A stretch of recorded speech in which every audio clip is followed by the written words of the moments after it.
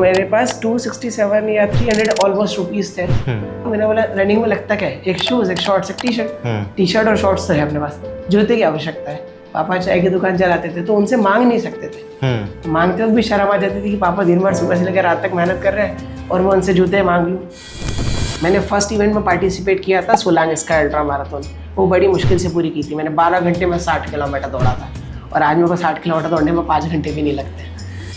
Exercise से किसी भी वर्कआउट के पहले लोग दूध पीते हैं, बट मैं बोलता हूँ सबसे गलत चीज़। अच्छा, अगर आपका परफॉर्मेंस बिना दूध पिए 100% है तो दूध पीने के बाद वो 75% आ जाएगा। एक एथलीट अपने खुद से रोज हारता है 10 बार, क्योंकि उसको पता है कि अगर वो आज हारेगा तो एक ना एक दिन जरूर जीतेगा। देखो हम 100 दिन प्रैक्टिस करते हैं कि सिर्फ एक दिन जीत सके, या 10 साल प्रैक्टिस करते हैं कि एक साल अच्छा परफॉर्म कर सके। सही बात है। तो एथलीट की लाइफ यही है। 5 Ds हमारे लाइफ में फॉलो करने चाहिए। हाँ। डिसिप्लिन, डिटर्मिनेशन, डेडिकेशन और डिवोशन। ये 4 Ds है सबसे पहले। ये आपको फॉलो करना है। 5वां होता है डिस्ट्रैक्शन। और अगर ये 4 Ds है तो डिस्ट्रैक्शन आपके लाइफ में हो ही नहीं सकता। Make sense. वो कहते हैं ना कि एफर्ट्स को रिवॉर्ड करना चाहिए, अचीवमेंट को हमारे यहाँ पे रिवॉर्ड किया जाता है। अगर हमारे यहाँ पे एफर्ट्स को रिवॉर्ड करने लग जाए तो हर साल एक नया नीरज चोपड़ा क्रिएट हो। जय माता दी guys, welcome to the Folks of India. Today it's one of the most energetic podcast you will see in the Folks of India page, because it's a pleasure to invite Mr. Karthik Joshi, who is an excellent runner and इन्होंने इतनी running करी, इतने type की running करी कि like मैं अगर खुद बताने जाऊँगा तो काफ़ी टाइम लग जाएगा। तो कार्तिक जी आप खुद ही बताइए कि लाइक आप। धन्यवाद। नमस्कार, मेरा नाम है कार्तिक जोशी। मैं एक international ultra marathon and trail distance runner हूँ। मैंने अभी तक इंडिया टीम को एशियन चैम्पियनशिप, वर्ल्ड चैम्पियनशिप और साउथ अफ्रीका में होने वाली कॉमनवेल्थ मैराथन में रिप्रेजेंट किया है। बैकयार्ड अल्ट्रा एक वर्ल्ड की सबसे पुरानी एक ऐसी रेस है जिसमें जो सबसे आखिरी तक दौड़ता है वो जीतता है। अभी तक आप सभी ने सुना होगा जो पहला आता है वो जीतता है, बट एक ऐसी भी रेस होती है जिसमें जो सबसे आखिरी तक दौड़ता है अच्छा जीतता है। तब जब मैंने अपनी रनिंग जर्नी शुरू की थी 2017 में, तब मेरे को लगता था कि कोई कितने समय तक भाग सकता है। और मेरी रनिंग जर्नी स्टार्ट होने का अपन स्टार्टिंग से शुरू करते हैं। जैसे कि हमारी एक दुकान थी रामबली नगर चौराहे पर, अच्छा, चाय की। तो जब मैं वहाँ से रेगुलर स्कूल जाता था तो पास में एक पुलिस ट्रेनिंग सेंटर है, तो मैं उनको देखता था कि वो ट्रेनिंग कैसे कर रहे हैं। वो सब इतने अच्छे से भाग रहे हैं, उनका ट्रेनिंग करने का अंदाज किस तरीके से। एक इंसान किसी को इंस्पायर करे ना करे, बट 100 लोग एक इंसान को और हज़ारों लोगों को इंस्पायर जरूर कर सकते हैं। तो रोज़ उनको देखने का मेरे को लगता था कि क्या कोई इनके जैसा भाग सकता है, कि या सिर्फ रनिंग सिर्फ कुछ पर्टिकुलर लोगों के लिए या व्यक्तियों के लिए। तो लगभग एक हफ्ते 2 हफ्ते तक उनको देखने का मेरे को लगा कि यार मेरे को भी करना चाहिए रनिंग में। हाँ, रनिंग में, क्योंकि एक स्टूडेंट की लाइफ में कुछ फिक्स पॉइंट्स होते हैं कि वो स्कूल जा रहा है, कोचिंग क्लासेस जा रहा है, घर पे आ रहा है, खाना खा रहा है, पढ़ रहा है और सो जाता है। मैंने बोला मेरी लाइफ में कुछ इंटरेस्टिंग है ही नहीं, सिर्फ फिक्स चीज़ें हो रही है जो दूसरों की लाइफ में। तो मेरे पास 267 या 300 ऑलमोस्ट रुपीस थे। तो मैंने अपना गल्ला फोड़ा। मैंने बोला रनिंग में लगता क्या है, एक शूज, एक शॉर्ट्स, एक टी शर्ट और शॉर्ट्स तो है अपने पास, जूते की आवश्यकता है। पापा चाय की दुकान चलाते थे तो उनसे मांग नहीं सकते थे। मांगते वक्त भी शर्म आ जाती थी कि पापा दिन भर सुबह से लेकर रात तक मेहनत कर रहे हैं और मैं उनसे जूते मांग लूँ। फिर मेरे पीछे छोटा भाई और छोटी बहन है, वो भी तो कुछ जीत करेंगे। तो मेरी सेविंग्स में से मैंने देखा था स्नैपडील पे 267 रुपीज़ में एक शूज़ मिल रहा था। मतलब यही ले लेते, भागना है क्या होगा। उस समय इतना एनालाइजेशन नहीं आता था कि शूज़ कैसे चाहिए, रनिंग कैसे करते हैं। तो वो लेके मैं जब ग्राउंड गया घर से बोल के, पापा चाय की दुकान पे थे, हम लोग वहीं रहते थे, एक 10 बाय 10 की चाय की दुकान पे। रहना, खाना, पीना, सोना सब कुछ वहीं से चलता था। तो मैं बोल के गया कि मैं रन करने जा रहा हूँ, मैं आता हूँ 2-3-4 घंटे में जितना भाग पाऊँगा सब कुछ। इतने जोश से बोल के गया था, हमको लग रहा था कि अगला ओलंपिक गोल्ड मेडल में ही जीतूंगा। छोटे बच्चों में एक अलग ही एनर्जी होती है ना, कि वो कोई भी काम करने जाए, भले होगा या नहीं होगा, वो इतने जोश से बताता है। तो मैं गया, सिर्फ 400 मीटर दौड़ पाया, 400 मैक्सिमम 500 मीटर। फिर मेरे को लगा रनिंग हर किसी के लिए नहीं है, रनिंग हर कोई कर नहीं सकता है। तो अब मेरे ने बोला कि अगर मैं घर चला गया तो अलग बेइज्जती होगी, पापा भी हंसेंगे, छोटे भाई बहन और हंस के बेइज्जती करेंगे। तो लगा 1 घंटे ही बैठ जाता हूँ, 1 घंटे बाद घर जाएंगे तो कोई कुछ बोलेगा ही नहीं। तो 40-45 मिनट वहाँ पे बैठ के सबको देखने का मैंने ऑब्जर्व किया कि जो तेज़ दौड़ रहा था वो थोड़ा दौड़ के रुक जाता था, जो धीरे दौड़ रहा था वो ज़्यादा लंबे समय तक दौड़ा था, ज़्यादा दूरी तय कर रहा था। तो मैंने बोला चलो मैं धीरे दौड़ के ट्राई करता हूँ। तो मैंने पहले दिन 13 किलोमीटर रन किया। 13 किलोमीटर रन कर लिया? हाँ, पहले दिन। अच्छा। फिर मैंने घर जाके जब पापा को बताया, मतलब शॉप पे थे पापा, तो उनको जाके बताया मैंने आज 13 किलोमीटर रन किया। तो उन्होंने एक सार्काज़्म वाली स्माइल के साथ मेरे को बोला वाह वाह। तो उनको लगा कि कोई बच्चा आके ऐसे ही बोल रहा है, इसको क्या पता 13 किलोमीटर एग्जैक्टली डिस्टेंस होता कितना है। फिर 1 हफ्ते तक 2 हफ्ते तक मैंने किया, उनको लगा कि 1-2 हफ्ते का जोश है ऐसे ही खत्म हो जाएगा। फिर 1 महीने के बाद उनको लगने लगा कि यार ये ज़्यादा इससे जुड़ते जा रहा है, पढ़ाई वगैरह डिस्ट्रैक्ट होती जाएगी। तो जैसे सभी पेरेंट्स को होता है ना कि बच्चा पढ़ाई से दूर ना हो जाए, एक सिक्योर फ्यूचर की तरफ पढ़ाई ही एक ऑप्शन है अपने इंडिया में। लोग स्पोर्ट्स को इतना सीरियस नहीं लेते हैं, तो उनको भी लगा ऐसे ही जैसे सभी पेरेंट्स को लगता है कि ये पढ़ाई से ना हट जाए। तो मैंने उनको बहुत बार समझाया कि मैं पढ़ाई से नहीं हटूंगा, मैं पढ़ाई भी करता रहूँगा। तो इन द एंड हमारी बहुत लड़ाई होती थी कि पढ़ाई पे ध्यान दो, रनिंग तो होते रहेगी, इसमें कोई करियर नहीं है। क्योंकि पापा पहले क्रिकेट खेलते थे, फिर उनको लगा कि यहाँ पे कंट्रोवर्सीज ज़्यादा होती है, यहाँ पे पॉलिटिकल। और रनिंग तो एक ऐसा स्पोर्ट्स भी कि लाइक उसमें यूजुअली अगर कोई दौड़ रहा है, कुछ चीज़ कर रहा है, तो क्योंकि गोल नहीं दिख रहा ना कि दौड़ तो रहे पर कहाँ। एग्जैक्टली क्या होता है ना कि अब हमारे यहाँ पे इतने डिटेल में कहीं कोई एनालाइजेशन करता नहीं है, कोई नॉलेज स्प्रेड नहीं करता। जिसके पास है वो मैंने देखा है वो एटीट्यूड और ईगो में कि मैंने ये कर लिया तो मैं किसी से और क्यों मिलूं। जैसे मैंने साउथ अफ्रीका में एक रेस रन किया, कॉम्रेड मैराथन। वहाँ पे ओलंपिक गोल्ड मेडलिस्ट लोगों से जाके मिल रहे हैं।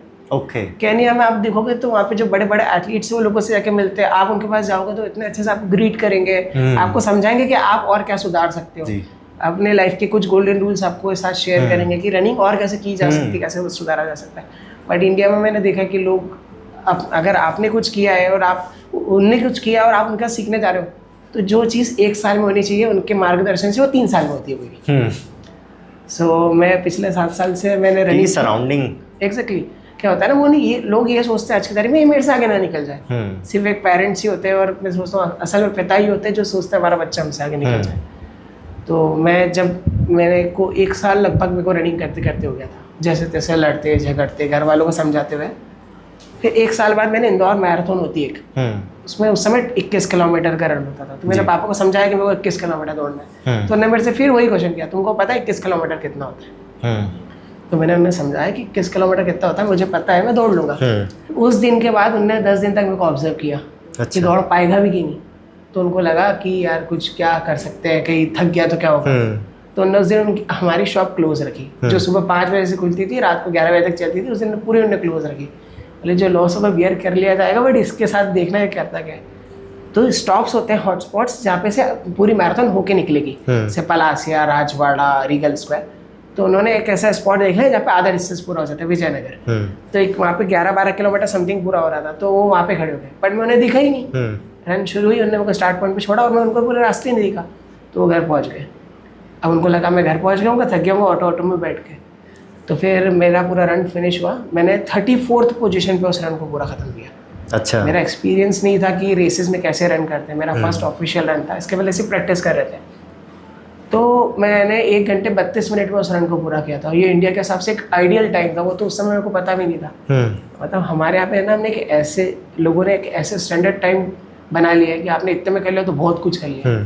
जैसे बोलते हैं ना कि अगर आप इंजीनियर बन गए तो आप बहुत कुछ कर लिया आपने ज़िंदगी में।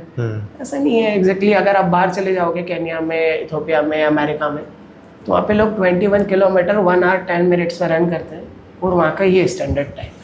अच्छा। हमारे यहाँ पे हमने बैरियर्स बना लिए कि इससे ज़्यादा हमें करना नहीं है। तो 1 घंटे 30 मिनट में अगर आपने 21 किलोमीटर दौड़ लिया तो आप फाइनेस्ट एथलीट में आ जाते हो आपकी कंट्री के। सो मैंने 1 घंटे 32 मिनट में किया। अब मैंने देखा मेरे पापा को पूरे रास्ते भर नहीं मिल रहा, मैं घर कैसे जाऊँगा। पूरे ग्राउंड में भी कहीं नहीं मिले जहाँ पे रन फिनिश हुआ। तो मैंने उन्हें कॉल किया किसी से फ़ोन लेके कि मेरे को कॉल करना है, पापा से बात करनी है। तो पापा को पता है मैंने फिनिश कर लिया आपको। तो बोले हमको लगा तू थक गया होगा तो ऑटो में बैठ के घर आ गया। मैंने नहीं, मैंने फिनिश कर लिया, 34th पोजीशन पे आया हूँ। तो उस दिन से उनको बिलीव हुआ कि हाँ अगर कर रहा है इतने डेडिकेशन के साथ तो कुछ नया कर सकता। तो उस दिन से उन्होंने मुझे सपोर्ट करना स्टार्ट किया। तो मैं आज सभी को बोलता हूँ, आज मेरे बहुत सारे फ्रेंड्स हैं और स्कूल कॉलेजेस में लेक्चर देने जाता हूँ, तो बोलते कोई भी चीज़ आपको सर्व नहीं मिलेगी, आपको प्रूव करना है अपने पेरेंट्स को कि अगर मैं जो कर रहा हूँ उसके लिए मैं फुल्ली डिसिप्लिन डेडिकेटेड होकर काम करूँगा और मैं अपनी पढ़ाई को भी पीछे नहीं छोड़ूंगा। देखो पढ़ाई तो एक ऐसा माध्यम है जिससे आप हर चीज़ को सीख सकते हो, आगे बढ़ सकते हो और आपको कहीं से कहीं तक ले जा सकती है। जैसे मैं आज रन कर रहा हूँ तो मैं रन के साथ पढ़ भी रहा हूँ। अमेरिकन एक्सरसाइज काउंसिल से स्पोर्ट्स इंजरी, स्पोर्ट्स मेडिसिन और स्पोर्ट्स न्यूट्रिशन पर स्टडी कर रहा हूँ। अच्छा। और नेक्स्ट ईयर से मैं बायोमैकेनिशियन के लिए स्टडी करूँगा क्योंकि मैं देखता हूँ कि वहाँ पे एक अच्छा स्कोप है और बायोमैकेनिशियन अगर बन जाऊँगा तो मैं अपनी रनिंग को और अच्छे लेवल पर एनालाइज कर पाऊँगा। फिर मैंने देखा कि यार रनिंग में करता रहा हूँ बट ऐसा कोई नया सोर्स नहीं मिल पा रहा है कि मैं इसमें कुछ नया कर सकूँ। देखो आप भीड़ का हिस्सा बन के अगर रहोगे तो आप सिर्फ वहीं तक पहुँच सकते हो जहाँ तक बाकी लोग पहुँच पाए या उनसे थोड़ा सा। बट आप अगर कोई ऐसा डिफरेंट रास्ता चूज कर लो जहाँ पे अभी तक लोग पहुँच नहीं पाए, या पहुँचे भी हो तो कुछ उन्होंने ज़्यादा एक्सप्लोर नहीं किया हो, तो मैंने रनिंग को अच्छे से एक्सप्लोर करना शुरू किया। तो मैंने 3-4 दिन तक लगभग उस पर देखा कि किस किस टाइप की रनिंग होती है। तो पहली होती है कि स्टेडियम रन, सेकेंड होता है रोड रनिंग, तीसरी होती है ट्रैक एंड फील्ड, चौथी होती है ट्रेल रनिंग और पांचवी होती है ultra marathon. Okay. Trail running और अल्ट्रा मैराथन मतलब समझ लो एक ही पार्ट हो सकता है। तो मैंने बोला यार अल्ट्रा डिस्टेंस रनिंग इंडिया में ज़्यादा लोग नहीं करते हैं, पर एक ऐसा भी इवेंट है जो लोग करने से कतराते भी, इतने घंटे तो कौन भागेगा, मतलब आपको 10-20 घंटे भागना है, 100-200 किलोमीटर तक भागना है, यहाँ पे लोग मीटर के बारे में सोचते हैं। तो मैंने बोला क्यों ना पर इतना डिस्टेंस भागे। तो मैंने प्लान किया कि मैं अल्ट्रा मैराथन भागूंगा, क्योंकि हमारे यहाँ सबसे पहली बात हमारे यहाँ पे जो 3 टाइप के वेदर होते हैं, हॉट, कोल्ड एंड नॉर्मल, जो वेदर हमने इंडिया में, तो अपने यहाँ पे जो वेदर है ना वो लंबे समय तक किसी काम को करने के लायक है। यूरोपियन कंट्रीज में क्या एंड्योरेंस एथलीट बिल्ट होते हैं, और जहाँ पे गर्म वेदर रहता है जैसे सूडान, जमैका, केन्या, वहाँ पे। अभी आपने किस कंट्री में करा है ये? हाँ, मैंने अभी तक साउथ अफ्रीका में रन किया है, अमेरिका में रन किया है, नेपाल में रन किया है, भूटान में रन किया है। अच्छा। मतलब अभी तक जितना कवर कर पाया अपना किया। तो 3 टाइप के जो वेदर्स होते हैं उसमें 3 डिफरेंट टाइप की ब्रीड होती है। मतलब इंडियन जो लोग हैं वो ज़्यादा लंबे समय तक ज़्यादा चीज़ों को कर सकते हैं, यूरोपियन लोग ज़्यादा लंबे समय तक दौड़ सकते हैं, हम लोग दौड़ नहीं सकते। हमारे यहाँ का वेदर जो है, जो क्लाइमेट का कंडीशन है, और जो हॉट कंट्रीज है वहाँ पे स्प्रिंटिंग के एथलीट्स बनते हैं, उसेन बोल्ट है ना, उसेन बोल्ट जैसे, कार्लेस। सो मैंने देखा कि हमें है ना लंबे समय तक भागने वाला इवेंट ढूंढ लेना चाहिए। आप देखो इंडिया का जो नेशनल रिकॉर्ड है 42 किलोमीटर का, वो 1989 में बना था। क्या था उस रिकॉर्ड में? 2 घंटे 12 मिनट में 42 किलोमीटर रन किया था, है ना, और आज तक वो रिकॉर्ड नहीं टूटा है। अच्छा। सो लगभग 20-30 साल हो गए पूरे, 30 साल में वो रिकॉर्ड नहीं टूटा, और आज वर्ल्ड रिकॉर्ड है 2 घंटे से भी कम। ओके। अब सब 2 आवर्स में अगर कोई भाग रहा है, और हमारे यहाँ पे हम 12 मिनट पीछे, मतलब 6 किलोमीटर का डिफरेंस है। अच्छा, 2 मिनट में 1 किलोमीटर कवर करते हैं? हाँ, वो 2.5 मिनट में 1 किलोमीटर भाग लेते हैं। ओके। मतलब वर्ल्ड क्लास जो एथलीट्स होते हैं उनका लेवल ही अलग होता है। आप उनके साथ देखोगे, उनकी प्रैक्टिस, उनके डिसिप्लिन को देखोगे तो आपको लगेगा कि ये लोग क्या कर रहे हैं। सो जब मैंने एनालाइज किया तो मुझे लगा लंबे समय तक भागेंगे तो हम कुछ अच्छे पोडियम पे जाके फिनिश कर पाएंगे, नहीं तो हम भी सिर्फ जाके ओलंपिक का पार्ट बन के वापस आ जाएंगे। तो मैंने अल्ट्रा डिस्टेंस रनिंग शुरू की। लगभग 1.5-2 साल तक मैंने सिर्फ प्रैक्टिस की, रेसेस भागा। पहली बार सोलांग इसका अल्ट्रा मैराथन भागने का 60 किलोमीटर की। उसके पहले इतना लंबा डिस्टेंस नहीं भागा था। देखने में तो रन बहुत अच्छी लग रही थी, पहाड़ों में भागना है, पत्थर आ रहे, बर्फ आ रही है, नदियाँ क्रॉस कर रहे हैं। बट जब रन करने गया तो मुझे समझ ही नहीं आ रहा था कि भागते कैसे पत्थरों पे, बर्फ में कैसे भागना है, सांस कैसे लेना है, कैसे कपड़े पहनना है, क्योंकि अभी तक तो सिर्फ सुन रहे थे। जैसे अपने आप में बोलते हैं ना, चने खा के भाग लो, है ना, दौड़ने वाले को चने खाना चाहिए। सबसे बड़ा मिथ है ना कि दूध पी के दौड़ने जाना चाहिए। हाँ, ये तो है ना, लोग जिम एक्सरसाइज से पहले दूध, है ना, एक्सरसाइज से, किसी भी वर्कआउट के पहले लोग दूध पीते हैं। बट मैं बोलता हूँ सबसे गलत चीज़ है। अच्छा। अगर आपका परफॉर्मेंस बिना दूध पिए 100% है तो दूध पीने के बाद वो 75% आ जाएगा, क्योंकि किसी भी डेयरी प्रोडक्ट को डाइजेस्ट होने में 7 घंटे लगता है। अब आपके पेट में जब तक वो जमा ही रहेगा तो आपका परफॉर्मेंस इफेक्ट होगा उससे। तो वर्कआउट के पहले क्या है कंज्यूम करना चाहिए? वर्कआउट के पहले है ना कार्बोहाइड्रेट्स इनटेक करना चाहिए, ब्लैक कॉफ़ी पीनी चाहिए। अगर आपको शुगर का प्रॉब्लम नहीं है तो आपको शुगर के टैब्स ले लेना चाहिए। क्या होता है ना, आपको एडिशनल लेवल ऑफ शुगर चाहिए, आपके ब्लड में ग्लूकोज लेवल बड़ा होना चाहिए। तो आप क्या कर सकते हो, आधी चपाती जो कल रात में बनी है उसमें कार्बोहाइड्रेट ज़्यादा होता है। अब ब्रेड ना खाओ, हम इंडिया से तो हम क्यों ना ब्रेड के ऊपर से, आधी चपाती with peanut butter, cashew butter, almond butter, कोई सा भी ले लो, फिर 2-3 डेट्स खा लो, ब्लैक कॉफ़ी पी लो। अब ये आपका एक इतना इनफ हो गया कि आप 3 घंटे वर्कआउट कर सकते हो। आपको और चाहिए तो आप सिर्फ आधा केला खाओ, पूरा केला कभी भी नहीं खाना चाहिए। पूरे केले को किसी भी स्पोर्ट्समैन को एक बार में, क्योंकि उसको डाइजेस्ट होने में 40 मिनट से भी ज़्यादा समय लगता है। अच्छा। तो अब आपको, अगर आप रनर हो तो आपको आधा केला विद ब्लैक सॉल्ट खाना चाहिए। तो क्या होगा, आपको क्रैम्प्स भी नहीं आएंगे, आपको प्रोटीन, कार्बोहाइड्रेट्स कंसिस्टेंट। और क्रैम्प्स का रीज़न क्या रहता है? क्रैम्प्स का रीज़न ये है कि आप सफिशिएंट पानी नहीं पी रहे हो। अच्छा।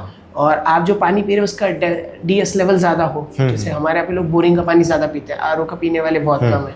तो वो जो बोरिंग का पानी है वो 320 DS के ऊपर है। अब 320 DS का पानी कितना हैवी होगा, कितना इफेक्ट करेगा बॉडी को, है ना, आपके डाइजेशन को डिस्टर्ब करेगा भागते वक्त, है ना, आपका स्टमक हैवी होगा, आपको ईजी फील नहीं होगा। तो या तो आप जो पानी पी रहे हो वो 80 DS या 100 DS से कम हो, 80 DS से ज़्यादा, 100 DS से कम। सेकेंडरी क्या होता है ना कि हम लोग सफिशिएंट पानी नहीं पीते हैं। लोग हमारे यहाँ पे बहुत सारे लोग जो 1 लीटर 2 लीटर पानी में उनका पूरा दिन निकल जाता है। मेरा भी दो चाहिए तो आपको कम से कम 4 लीटर। ओके। और एथलीट है तो उसको हर थोड़ी देर में सिप करते रहना चाहिए पानी। तो क्रैम्प्स का असल रीज़न है कि किसी भी ज़्यादा लंबे समय तक वर्कआउट करना, सफिशिएंट न्यूट्रिशन बॉडी में ना होना, और पानी ना पीना। तो आपकी लिपिड प्रोफाइल अगर अच्छी नहीं है तो आपको क्रैम्प्स भी आएंगे और सारी प्रॉब्लम्स होगी। स्टमक क्रैम्प्स होता है सबसे बड़ा इशू, पैर के क्रैम्प्स तो बाद में आएंगे। अगर आप दौड़ रहे हो तो आपको सबसे पहले स्टमक में क्रैम्प फील होगा, अगर वो शुरू हुआ तो आप नहीं दौड़ सकते। मतलब हमारे यहाँ पे लोग क्या करते हैं, रात को दूध पी के सोते हैं। जैसे आप आर्मी वालों को देखोगे ना, जो आर्मी के लिए पुलिस की ट्रेनिंग कर रहे हैं, वो अधिकतर पैर में बैंड लगा के दौड़ रहे थे, यहाँ पे स्ट्रिप लगा लिए, नी कैप लगा लिया। तो अब क्या होता है, उनको रात को उनके कोचेस बोलते थे हल्दी वाला दूध पी के सो जाना। ये तो है ना, पहले अब वो पहले की चीज़ों को फॉलो कर रहे हैं, बट एग्जैक्टली पूरे तरीके से फॉलो नहीं कर रहे। अच्छा, कैसे? पहले के लोग शाम को 7 बजे सो जाते थे, ज़्यादा से ज़्यादा 8 बजे सोते थे, डिनर करते थे 6 बजे। अब 6 बजे के बाद से जब वो सुबह 6 बजे उठते थे या 4 बजे उठते थे, तब तक 8 घंटे का साइकिल पूरा हो जाता था। तो 8 घंटे में कोई भी मिल्क प्रोडक्ट भी डाइजेस्ट हो जाता है, तो उस समय दूध पी के सोते थे। अब हमारे यहाँ पे लोग सोते 11-12 बजे, उनको सुबह 4-5 बजे वर्कआउट करने होते हैं, तो वो डाइजेस्ट नहीं होगा, आपकी बॉडी में एसिड क्रिएट करेगा, जिससे आपकी बॉडी को और हार्मफुल डिसीज होगी। कार्डियक अरेस्ट का एक नया रीजन ये भी हो सकता है। अच्छा, लोग रात को जंक फूड खा के सो रहे हैं, सुबह जल्दी उठ रहे हैं, वो डाइजेस्ट नहीं होता है। लोगों का स्लीप साइकिल ही डिसाइडेड नहीं होता, साइकिल ही नहीं है। क्या होता है ना कि हम लोग किसी भी चीज़ को लेकर सीरियस नहीं है। तो उस समय हमारा यही प्लान था कि जब मैं आज भी किसी नहीं, तो दूध पीने का फिर टाइम क्या है सही, वो मुझे बताओ। एग्जैक्टली, आप जब वर्कआउट करके खत्म करते हो तब आप डेयरी प्रोडक्ट को कंज्यूम कर सकते हो। और शाम के रात में कब? रात में नहीं पीना चाहिए। क्या होता है ना, हम लोग सोते ही लेट है, और हमको अगर जल्दी उठना है फिर तो आपको पीना ही नहीं है। आप तो अपने वर्कआउट के बाद या सुबह उठने के बाद, अगर किसी को भी एसिड का प्रॉब्लम है, कोलेस्ट्रॉल है या गैस का इशू है, तो सुबह उठने के बाद फ्रेश वगैरह हो ले, पानी जितना पीना हो पी लें। अब उसके बाद कच्चा दूध वो जितना पी सकता हो, आधा लीटर, 1 लीटर, 1 ग्लास, 2 ग्लास। अब अगले 12 बजे तक, मतलब अगले 6 घंटे के साइकिल में वो कुछ ना खाए, सॉलिड फूड, एसिडिक फूड ना खाए। तो उसे भूख लग रही है तो ड्राई फ्रूट्स खा ले, है ना, या फिर एप्पल खा ले, बनाना खा ले, या पपाया खा ले। आप देखोगे 1 महीने में उनका कोलेस्ट्रॉल खत्म हो जाएगा, एसिड का प्रॉब्लम पूरा खत्म हो जाएगा। अच्छा, है ना। सो क्या होता है ना कि हमारी बॉडी को अल्कलाइन रहना है उठने के 6 घंटे बाद तक, बट हम लोग क्या करते हैं, इंदौरी लोग हैं, उठते से चाय पी ली, वो भी नहीं हुआ तो पोहा खा लिया, फिर भी पेट नहीं भरा तो समोसा वगैरह खा लिया। तो बॉडी को रहना अल्कलाइन है, बट हम रहते हैं एसिडिक मोड में। तो जो बीमारी हमें नहीं लगनी चाहिए थी वो भी सारी हो जाती है। तो जब मैंने रनिंग के बारे में सब कुछ देखना शुरू किया तो मेरे को लगा कि हम खाते भी गलत तरीके से। चने खा के दौड़ने चले जाओ, दौड़ने के बाद चने खा लो। लोग रात को गलाते हैं और सुबह खा लेते हैं। रोज लोग रात को गलाते हैं और सुबह उठ के खा लेते हैं, बट उनको ये नहीं पता है कि वो जो गले हुए चने वो एग्जैक्टली आपके लिए है ही नहीं, उन्हें उबाल के खाना है आपको। वो तो घोड़े के लिए बनाए जाते थे क्योंकि उनका डाइजेशन अच्छा था। सही बात है, हमारी टीम में भी कुछ लोग हैं, उन्हें सब चीज़ें बहुत पसंद है। क्या होता है ना कि हम जितने भी स्प्राउट्स खाते हैं, हमें सबसे पहले उसे उबाल लेना चाहिए। लोग कच्चे खा लेते हैं, अब उनसे उनका है ना लिवर बहुत ज़्यादा इम्पैक्ट होता है। आप देखोगे जब वो दौड़ते हैं ना तो वो मेहनत पूरी कर रहे हैं बट आउटपुट नहीं मिलता है। हाँ, वैसे ही रहता है। सही बात है। सो लोग है ना, अब आज भी आप मल्हार आश्रम जाओगे तो कोई पिछले 4 साल से प्रैक्टिस कर रहा है, कोई 5 साल से प्रैक्टिस कर रहा है, और आप जाओगे, आप अच्छे एथलीट हो, तो वो आते से आपसे एक ही क्वेश्चन करेंगे, हमारा वर्कआउट कैसा होना चाहिए, हमारा न्यूट्रिशन कैसा होना चाहिए। तो आपको बड़ा दुख होगा कि यार ये 4 साल से मेहनत कर रहे हैं। लाइक न्यूट्रिशन का बोलते भी ना कि वेदर जिमिंग में कोई भी एक्सरसाइज करे तो न्यूट्रिशन का रोल ज़्यादा होता है। एग्जैक्टली। क्या होता है ना कि 30% तो आपका फिजिकल एक्टिविटी है, उसके बाद से न्यूट्रिशन और मेंटल साइकिल आपका काम करती है। मेंटल साइकिल में क्या होता है, किसी भी काम को करना, स्पोर्ट्स हो या फिजिकल एक्टिविटी में, वो फिजिकली सिर्फ 30% होती है। अगर फिजिकली 100% है तो 200% होगा मेंटल पोर्शन और 1000% होगा इमोशनल पोर्शन। अगर आप सोच लो कि मैं नहीं दौड़ पाऊंगा तो आपको कंधे पे बैठ के भी नहीं दौड़ा सकता, और आपने धारण कर लिया कि मेरे को दौड़ना ही नहीं है, तो आपको कोई धक्का भी देगा ना, फिनिश लाइन के पास खड़ोगे तो भी आप फिनिश नहीं करोगे। तो इमोशनली बहुत हिट करता है कोई भी स्पोर्ट्स हो। तभी तो लोग मतलब पुराने टाइम में भी छोटे छोटे एम्पायर, मतलब जो भी राजा वगैरह रहते थे, अगर किसी और टेरिटरी को कॉन्कर करना है तो वो उसमें ही प्लानिंग करते थे। और दूसरी तरफ अलेक्जेंडर जैसे लोग कि फिर वो जीतते ही चले आते, क्योंकि आपने इमोशनल वाली बात सही बोली। देखो, मैं एक चीज़ बताता हूँ, हमारे यहाँ पे इंडिया में जब जैसे वर्ल्ड कप या ऐसे बड़े बड़े इवेंट होते हैं ना, तो हम लोग बहुत कॉन्शियस हो जाते हैं, बहुत नर्वस हो जाते हैं। आप हमारे खिलाड़ियों को देखोगे तो भी आप उनको देखोगे कि वो जब इसके पहले अच्छा परफॉर्म कर रहे थे बट फाइनल्स में नहीं कर पा रहे। उसका जो मैंने अभी तक एनालाइज किया वो ये है, क्या होता है, आप बाहर की कंट्री में जाओगे तो वहाँ पे आप किसी भी गेम के लिए अपने बच्चे को अगर किसी भी एकेडमी में एडमिशन दिलाओगे तो पहले 1 महीने तक उनको मेंटली और फिजिकली और इमोशनली प्रिपेयर करते हैं। कितनी प्रॉब्लम होगी, कितना स्ट्रेस होगा, कितना पेशेंस रखना है, और ज़्यादा से ज़्यादा वॉस्ट कंडीशन में क्या होगा, अच्छा तो आपको देख ही लोगे आप, वॉस्ट कंडीशन नहीं देख सकते हो, तो 1 महीने तक उनको मेंटली प्रिपेयर करते हैं कि इतनी प्रॉब्लम आ सकती है। ओके।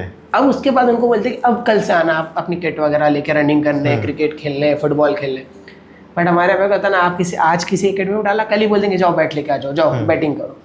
तो भाई उसे पहले ये बताओ तो सही कि उसे कितनी मेहनत करनी पड़ेगी, कितने समय तक करनी पड़ेगी, कितना प्रेशर आ गए, क्या क्या सिचुएशंस होती है, फाइनेंशियली हर्डल्स होंगे, मेंटल सपोर्ट। देखो क्या होता है ना, लोग आप अच्छी चीज़ जब करोगे ना तो लोग कोई भी नहीं देखेगा। उस एक अच्छी चीज़ में आप अच्छा परफॉर्म नहीं कर पाओगे तो जिसने आपके लिए आज तक 1 रुपये का इन्वेस्टमेंट नहीं किया वो भी आपको खड़े होकर क्रिटिसाइज कर रहा होता है। सो यही चीज़ है हमारे यहाँ पे, हम लोग ना तो पहले सही डायरेक्शन में नहीं जाते, उसके बाद अगर कोई सही डायरेक्शन में जाके थोड़ा सा भी गलत करता है तो उसको क्रिटिसाइज करने लग जाता है। वो कहते हैं ना कि एफर्ट्स को रिवॉर्ड करना चाहिए, अचीवमेंट को हमारे यहाँ पे रिवॉर्ड किया जाता है।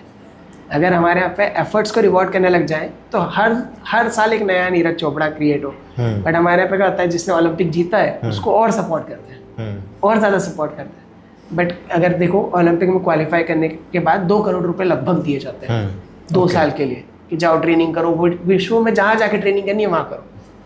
बट सोचो कि ओलंपिक के 10 साल पहले ही अगर वो 2 करोड़ रुपए 2-2 लाख के हिसाब से 100 बच्चों में बांट दिया जाए तो 100 में से कम 5 लोग इतना अच्छा परफॉर्म करेंगे जो ओलंपिक तक जा सकते हैं। उसमें से 2 लोग गोल्ड मेडल भी जीतेंगे फॉर श्योर, है ना। हमारे यहाँ पे बहुत डेडिकेटेड लोग हैं। अगर आप झारखंड चले जाओगे तो बिना जूते के इतना अच्छा भागते हैं ना कि आपको मजा आ जाएगा। आप देख के बोलोगे इंदौर हमारे यहाँ के अच्छे से अच्छे एथलीट को हरा सकते हैं। अच्छा है ना। ट्रैक इंडिया फाउंडेशन करके एक फाउंडेशन है हमारे यहाँ पे, okay. वो है ना रूरल एरिया से एथलीट्स को उठाते हैं। अब उनको 1 साल तक उनके ऊपर मेहनत करते हैं और 1 साल बाद वो नेशनल पे सबको हरा रहे होते हैं। अच्छा 1 महीने तक तो वो नंगे पैर ही भागते हैं, वो एडॉप्ट ही नहीं कर पाते ना, क्योंकि शूज में आज तक भागे नहीं है। अब लोग क्या करते हैं ना कि जो जिसने अच्छा किया सिर्फ उसी को सपोर्ट करते हैं। बट आप देखो पीछे प्रोसेस में कितने लोग हैं, उनने कितने एफर्ट्स किए हैं। पर ये वो इसलिए ये बात भी कि history is written by the winners. क्योंकि क्या होता है ना कि लोग है ना सबकी जो जिसने आज तक सब कुछ सक्सेसफुल स्टोरीज है ना उसी से लोग सीखते आ रहे हैं। बट जो हारे, देखो एक ही इंसान सक्सेसफुल होता है 1 लाख में से, बट जो 99,999 लोग हारे उन्होंने 99,999 टाइप के एफर्ट्स किए होंगे। हाँ वो तो वहाँ ज़्यादा अप्रिसिएशन होना चाहिए मेरे को लगता है। तो हम लोग जब भागते हैं तो एग्जैक्टली यही होता है कि उन सबको पता है सिर्फ एक ही जीतेगा क्योंकि सबसे लास्ट तक दौड़ने वाला है ना, बट सब अपनी पूरी मेहनत करते हैं। ओलंपिक में भी सिर्फ 3 ही लोग जीतने वाले, पर पूरे विश्व में पूरे वर्ल्ड वाइड सब लोग ट्रेन कर रहे होते हैं कि हमको ओलंपिक में परफॉर्म अच्छा करना है, क्योंकि उनको पता है कि अदर कंट्रीज में आपके एफर्ट्स को रिवॉर्ड किया जाएगा। बट हमारे यहाँ पे ये होता है ना कि आपने अच्छा किया कि नहीं उसको देख के रिजल्ट्स, एग्जैक्टली रिजल्ट्स को रिवॉर्ड करते हैं। तो मैंने अल्ट्रा डिस्टेंस रनिंग सिर्फ इसीलिए शुरू की थी कि यहाँ पे क्या होता है ना कि आपके साथ कोई कंट्रोवर्सी नहीं हो सकती है ना। आपको कोई रोक नहीं सकता है, आपको कोई बता नहीं सकता कि तुमने पीछे से शुरू किया। यहाँ पे डिस्टेंस ही 100 किलोमीटर है। अब आपको 100 किलोमीटर भागने के लिए कम से कम 7.5 घंटे चाहिए, 7 घंटे 6 घंटे तो चाहिए ही चाहिए। अब 6 घंटे में आप ये नहीं बोल सकते कि मैंने एक स्टेप पीछे रह गया था। करो, कितने एफर्ट्स लगा सकते हो। अगर आप में दम है, आप में पूरी मेहनत है, आपको कोई पीछे नहीं कर सकता। अगर आप पूरी डेडिकेशन के साथ तैयारी करके आए हो तो सभी को बोलता हूँ कि जिस 100 किलोमीटर को भागने में को 7.5 घंटे लगते हैं, उसके लिए प्रिपेयर उस 7.5 घंटे अच्छा परफॉर्म करने के लिए मेरे को 7,500 घंटे मेहनत करनी पड़ती है, ऑलमोस्ट 4 साल। सही बात है। तो जैसे वो माइकल फिलिप्स बोलता है ना कि मैं हर दिन 8 घंटे प्रैक्टिस करता था, तब जाके मैं पहले बता देता था कि मैं अगले ओलंपिक में कितने मेडल जीतूंगा। 2008 के ओलंपिक में उन्होंने बोला था, हाँ 2008 के ओलंपिक में उन्होंने बोला था कि मैं अगले साल ओलंपिक में 4 गोल्ड मेडल जीतूंगा। तो उन्होंने बोला था, वहाँ की जर्नलिस्ट ने पूछा था कि आप इतने कॉन्फिडेंस के साथ कैसे बोल सकते हो, आपने तो सिर्फ 1 ही गोल्ड मेडल जीता। बट जब अगले 2012 के ओलंपिक में उन्होंने एक साथ 8 मेडल जीते, तब उसी जर्नलिस्ट को उन्होंने आंसर किया था कि मैं रोज 8 घंटे प्रैक्टिस करता था। तो 11,680 घंटे प्रैक्टिस की है मैंने। अगर आप करोगे तो अगले माइकल फिलिप्स आप भी बन सकते हैं। तो ये है कि हमारे यहाँ पे लोग है ना सिर्फ सुनी सुनाई प्रैक्टिस करते हैं। अगर मैं रनिंग कर रहा हूँ तो मैं रोज रनिंग को लेकर 2 टॉपिक आज मैं पढ़ता हूँ। अगर कोई और भी पढ़ेगा तो जो मेरे को 100 किलोमीटर भागने में 7.5 घंटे लगते हैं वो शायद 7 घंटे में भाग लेगा। सबकी अपनी अपनी पोटेंशियल है, अपना अपना भागने का तरीका है। सही है। तो जब मैंने फर्स्ट टाइम एग्जैक्टली रनिंग को सीरियस लेना शुरू किया था वो 2019 ईयर था। ओके है ना। अब मेरे को लगता था कि मेरे को सिर्फ भागनी अल्ट्रा डिस्टेंस रनिंग है। मैंने फर्स्ट इवेंट में पार्टिसिपेट किया था सोलांग स्काई अल्ट्रा मैराथन, वो बड़ी मुश्किल से पूरी की थी मैंने। 12 घंटे में 60 किलोमीटर दौड़ा था और आज मेरे को 60 किलोमीटर दौड़ने में 5 घंटे भी नहीं लगते। सो उस समय मैंने सीखा कि जो लोग बोलते हैं वो सिर्फ बोलते हैं, जो आपको दिख रहा है वो सिर्फ दिख रहा है, बट आपके जब एफर्ट्स की बारी आती है तब से सब कुछ आपको करना है। तो मैंने लगभग 2 साल तक खूब प्रैक्टिस की थी उस रेस के बाद से ओके कि कैसे भागना पड़ता है, रनिंग के लिए कौन से शूज़ लगते हैं, कैसा न्यूट्रिशन होता है, कैसे ट्रेनिंग करनी पड़ती है, कैसे सरफेस पे ट्रेनिंग करनी है। सरफेस भी बहुत सारे टाइप के हैं। आप रोड पे भाग रहे हो तो अलग इम्पैक्ट लोड होगा, ट्रेल्स पे भागोगे तो अलग इम्पैक्ट लोड होगा, है ना, ट्रैक्स पे भागोगे तो अलग इम्पैक्ट लोड होता है। तो मैंने देखा कि ये सारी चीज़ों को कैसे सही सब कुछ सही किया जा सकता है। तो अभी तक मेरे पास बहुत सस्ते शूज़ थे, 260 रुपये के जूते में प्रैक्टिस चल रही थी। अब पापा चलाते थे चाय की दुकान, तो मैंने उनसे बोला कि मेरे को अच्छे जूतों की ज़रूरत है, क्योंकि इतनी लंबी रेस भागने के लिए आपको चीज़ें भी वैसी चाहिए, इक्विपमेंट्स। तो हमने देखा कि स्नैपडील पे ऑफर चल रहा है कि आप एक शूज़ डिस्काउंट में ले सकते हो। डिस्काउंट में के साथ साथ आपको इंस्टॉलमेंट में भी मिल जाएगा। अच्छा। अब 3 महीने में आपको 2700 रुपये देने हैं। तो मैंने बोला चलो पापा से बात करते हैं, अगर 900 रुपये 3 महीने दिए तो 2700 में जूते आ जाएंगे। तो शूज़ लिए। उसके बाद मैंने फर्स्ट 56 किलोमीटर की रेस रन करने का मैंने पापा को प्रॉमिस करके गया था कि अगर आप ये जूते दिला दोगे तो मैं सबसे अच्छे भाग के आऊँगा आज तक। तब वहाँ पे चली गए थे, तो मैं 5 मिनट लेट हो गया था पहुँचने में, रेस शुरू हो गई थी। तो क्या होता है ना, जब आप लोगों से पीछे रह जाते हो तो आप थोड़े से डिमोरलाइज हो जाते हो। आपको लगता है कि यार अब मैं इतनी दूर से भागने आया हूँ। क्या होता था, इतने पैसे नहीं रहते थे तो लोकल ट्रेन में जाते थे। अब लोकल ट्रेन के बाद भी बस पकड़ के जाते थे। तो मैं यहाँ से जब दिल्ली गया था तो मेरे को ट्रेन के पास जो लोकल डब्बे होते हैं ना, उसमें बस नीचे बैठने की जगह भी नहीं, क्योंकि इंदौर से दिल्ली जो चलती है एक्सप्रेस, तो उसमें इतनी जगह नहीं थी। तो मैं नीचे बैठ के गया था। अब वहाँ पे भी लेट हो गया था, बैठने की भी जगह नहीं थी। फिर बस से पकड़ के आपको फरीदाबाद जाना है, वहाँ पे ट्रेल्स में ओके।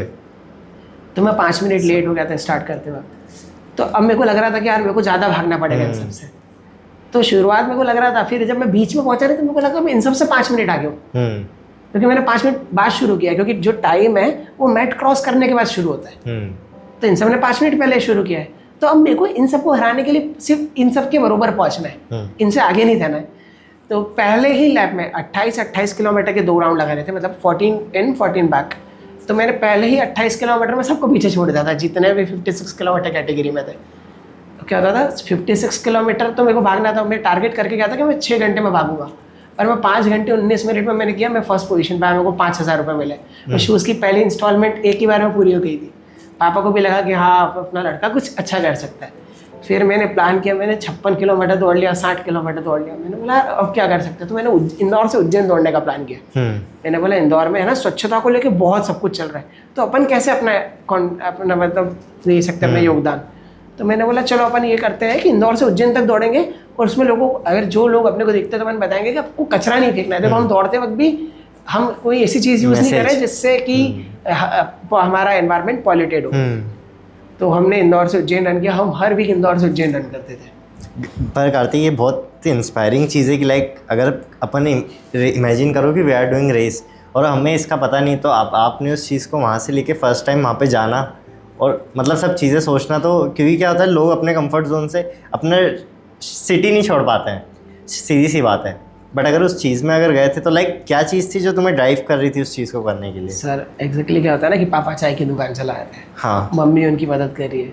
अगर मैं बाहर हूँ तो छोटा भाई मेरी जगह काम कर रहा है, बहन उसकी पढ़ाई पे फोकस कर रही है। अगर मैं उस जगह नहीं हूँ तो मेरी जगह कोई और काम कर रहा है। मेहनत तो सभी कर रहे हैं फिर से, और अगर मैं वहाँ अच्छा परफॉर्म नहीं करता हूँ, अच्छे से नहीं करके आता हूँ, तो मेरे को तो दुख कम होगा, पर घर वालों को ज़्यादा होगा। वो इसलिए होगा क्योंकि उन्होंने मेहनत करके वहाँ तक पहुँचा है। देखो क्या होता है ना कि किसी भी स्पोर्ट्समैन के पीछे अगर पूरी दुनिया खड़े हो या ना हो, बट अगर उसका परिवार उसके साथ खड़ा है ना, तो दुनिया में किसी के भी आगे वो कभी नहीं हार सकता है। तो मेरे फैमिली वाले एक्सपेक्ट करते हैं, अगर मैं 100 किलोमीटर दौड़ने का मैं बोल दूँ मैं 7 घंटे में दौड़ के आऊँगा, तो एक्सपेक्ट करते हैं कि मैं 6 घंटे 40 मिनट में कर लूँगा।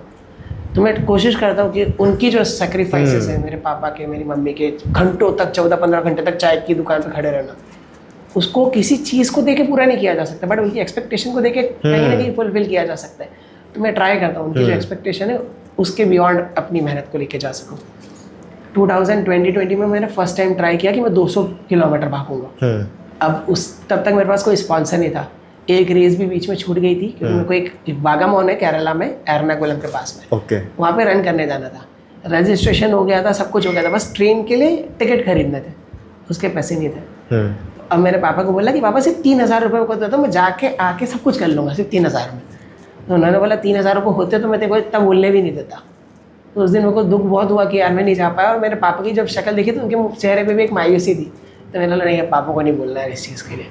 फिर है ना, मैं पाथ इंडिया लिमिटेड है, प्रकाश, उनका हाईवेज एंड टोलवेज का काम है ना। सो मैंने देखा ये कंपनी है ना स्पोर्ट्समैन को स्पॉन्सर करती है। मेरे को तब तक लगता था ये जो पाथ है ये कंपनी फुटपाथ बनाती है। मैंने बोला फुटपाथ बनाने वाली कंपनी को लोगों से क्या फ़ायदा। तो जब उनके कंपनी के एक HR मैनेजर है, सीनियर HR थे अरुण भैया, उस समय HR थे, आज तो डिप्टी जनरल मैनेजर है। तो उस समय मैं उनसे मिला, मैंने बोला भैया देखो मेरी घर की कंडीशन ऐसी तो नहीं है कि मैं कुछ कर सकूं, और मैं अभी तक इतना मैंने परफॉर्म किया है और ये सारे मेरे सर्टिफिकेट्स हैं, और मैं चाहता हूँ कि पाथ मेरे को स्पॉन्सर करें, और मैं लिख के देता हूँ कि आने वाले समय में आप सभी को गर्व होगा कि मैं एक अच्छा परफॉर्मर बनाऊँ, एक अच्छा एथलीट बन के उभर के दिखाऊंगा। तो उन्होंने बोला कि मैं जिस दिन बुलाऊंगा ना तब आ जाना। उसके पहले तक लोग टालते ही आ रहे थे, मैं बोलूँगा तब करवा देंगे तुम्हारा काम। एक इंदौर के पॉलिटिशियन है, जब मैंने रनिंग शुरू करी थी 1 साल हो गए थे, बहुत फाइनेंस की ज़रूरत पड़ती है किसी भी एथलीट को, तो मैं 1 महीने तक अपनी शॉप से उनके ऑफिस तक रोज़ 17 किलोमीटर साइकिल से जाता था और आता था। 1 महीने तक रोज़ गया। 31वें दिन जाना मैंने छोड़ दिया, क्योंकि वो बोलते थे अपन कल करेंगे, अपन परसों करेंगे।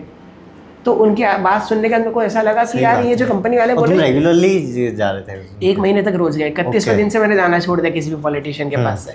तो मेरे को लगा ये जो ऑफिस वाले भैया बोल रहे हैं अरुण भैया, ये भी ऐसे ही टाल देंगे अपने को। पर 4-5वें दिन उनका फ़ोन आया, उन्होंने बोला कि तुम अपने सारे सर्टिफिकेट्स डॉक्यूमेंट लेके ऑफिस आ जाओ। तब मैंने सर को बताया कि सर मैंने ऐसे अभी तक रेस रन किए और मेरे को 200 किलोमीटर दौड़ने जाना है। तो उन्होंने बोला कि तुमको पता है तुम किसके सामने खड़े होकर मजाक कर रहे हो। तो मैंने बोला सर मैं मजाक नहीं कर रहा हूँ, इसके पहले मैंने इंदौर से भोपाल दौड़ा है, बट मेरे को ऑफिशियली दौड़ना है और मैं आज तक इतनी प्रैक्टिस की है। तो बोले अच्छा कितने पैसे लगेंगे। मैंने बोला सर मैं तो सिर्फ 7,000 में ही जाके आ जाऊँगा। तो बोले कैसे जाओगे। मैंने लोकल में। बोले नहीं तुमको स्लीपर वगैरह सबकी जो फैसिलिटीज़ चाहिए हम सब करेंगे, तुम अच्छा परफॉर्म करो, जो सपोर्ट लगेगा तब करेंगे। उस दिन से टर्निंग पॉइंट था कि मैंने कभी पीछे मुड़ के नहीं देखा। क्या होता है ना कि डूबते को तिनके का सहारे की ज़रूरत होती है। तो वो मेरे लिए को नहीं कि वो जैसे श्री राम भगवान को केवट ने नैया क्रॉस सरजू नदी क्रॉस कराई थी, वैसे पाथ इंडिया वाले मेरे लिए सब कुछ बन गए थे। Turning point exactly. तब मैंने 200 किलोमीटर दौड़ने गया। मैंने उस समय 46 आवर्स लिए बेंगलोर की गर्मी में, मई में रन करना था। रेगुलरली मतलब कंटिन्यूअसली आपको कंटिन्यूस दौड़ना है। वहाँ पे पूरी सैंड है नीचे। अच्छा। जमीन में। अब आपके पैर के नीचे की स्किन निकल रही है, आपको ब्लिस्टर्स हो रहे हैं, आपके नेल्स निकल रहे हैं। इसलिए मेरे को 46 आवर लगे, क्योंकि मैंने फर्स्ट टाइम दौड़ा था 200 किलोमीटर ऑफिशियल। कंप्लीट कर दिया था। कंप्लीट किया। बट जब मैं फिनिश करके गया तो वो खुश हुए कि यार 200 किलोमीटर पूरा किया ना, वही बहुत है। फिर सेकेंड टाइम अब भागना था 250 किलोमीटर। मैंने बोला सर 250 किलोमीटर भागना है। वो खड़े हो गए, बोला 250 तो 300 भाग, देखो जो लग रहा है और ज़्यादा चीज़ें लेके जा।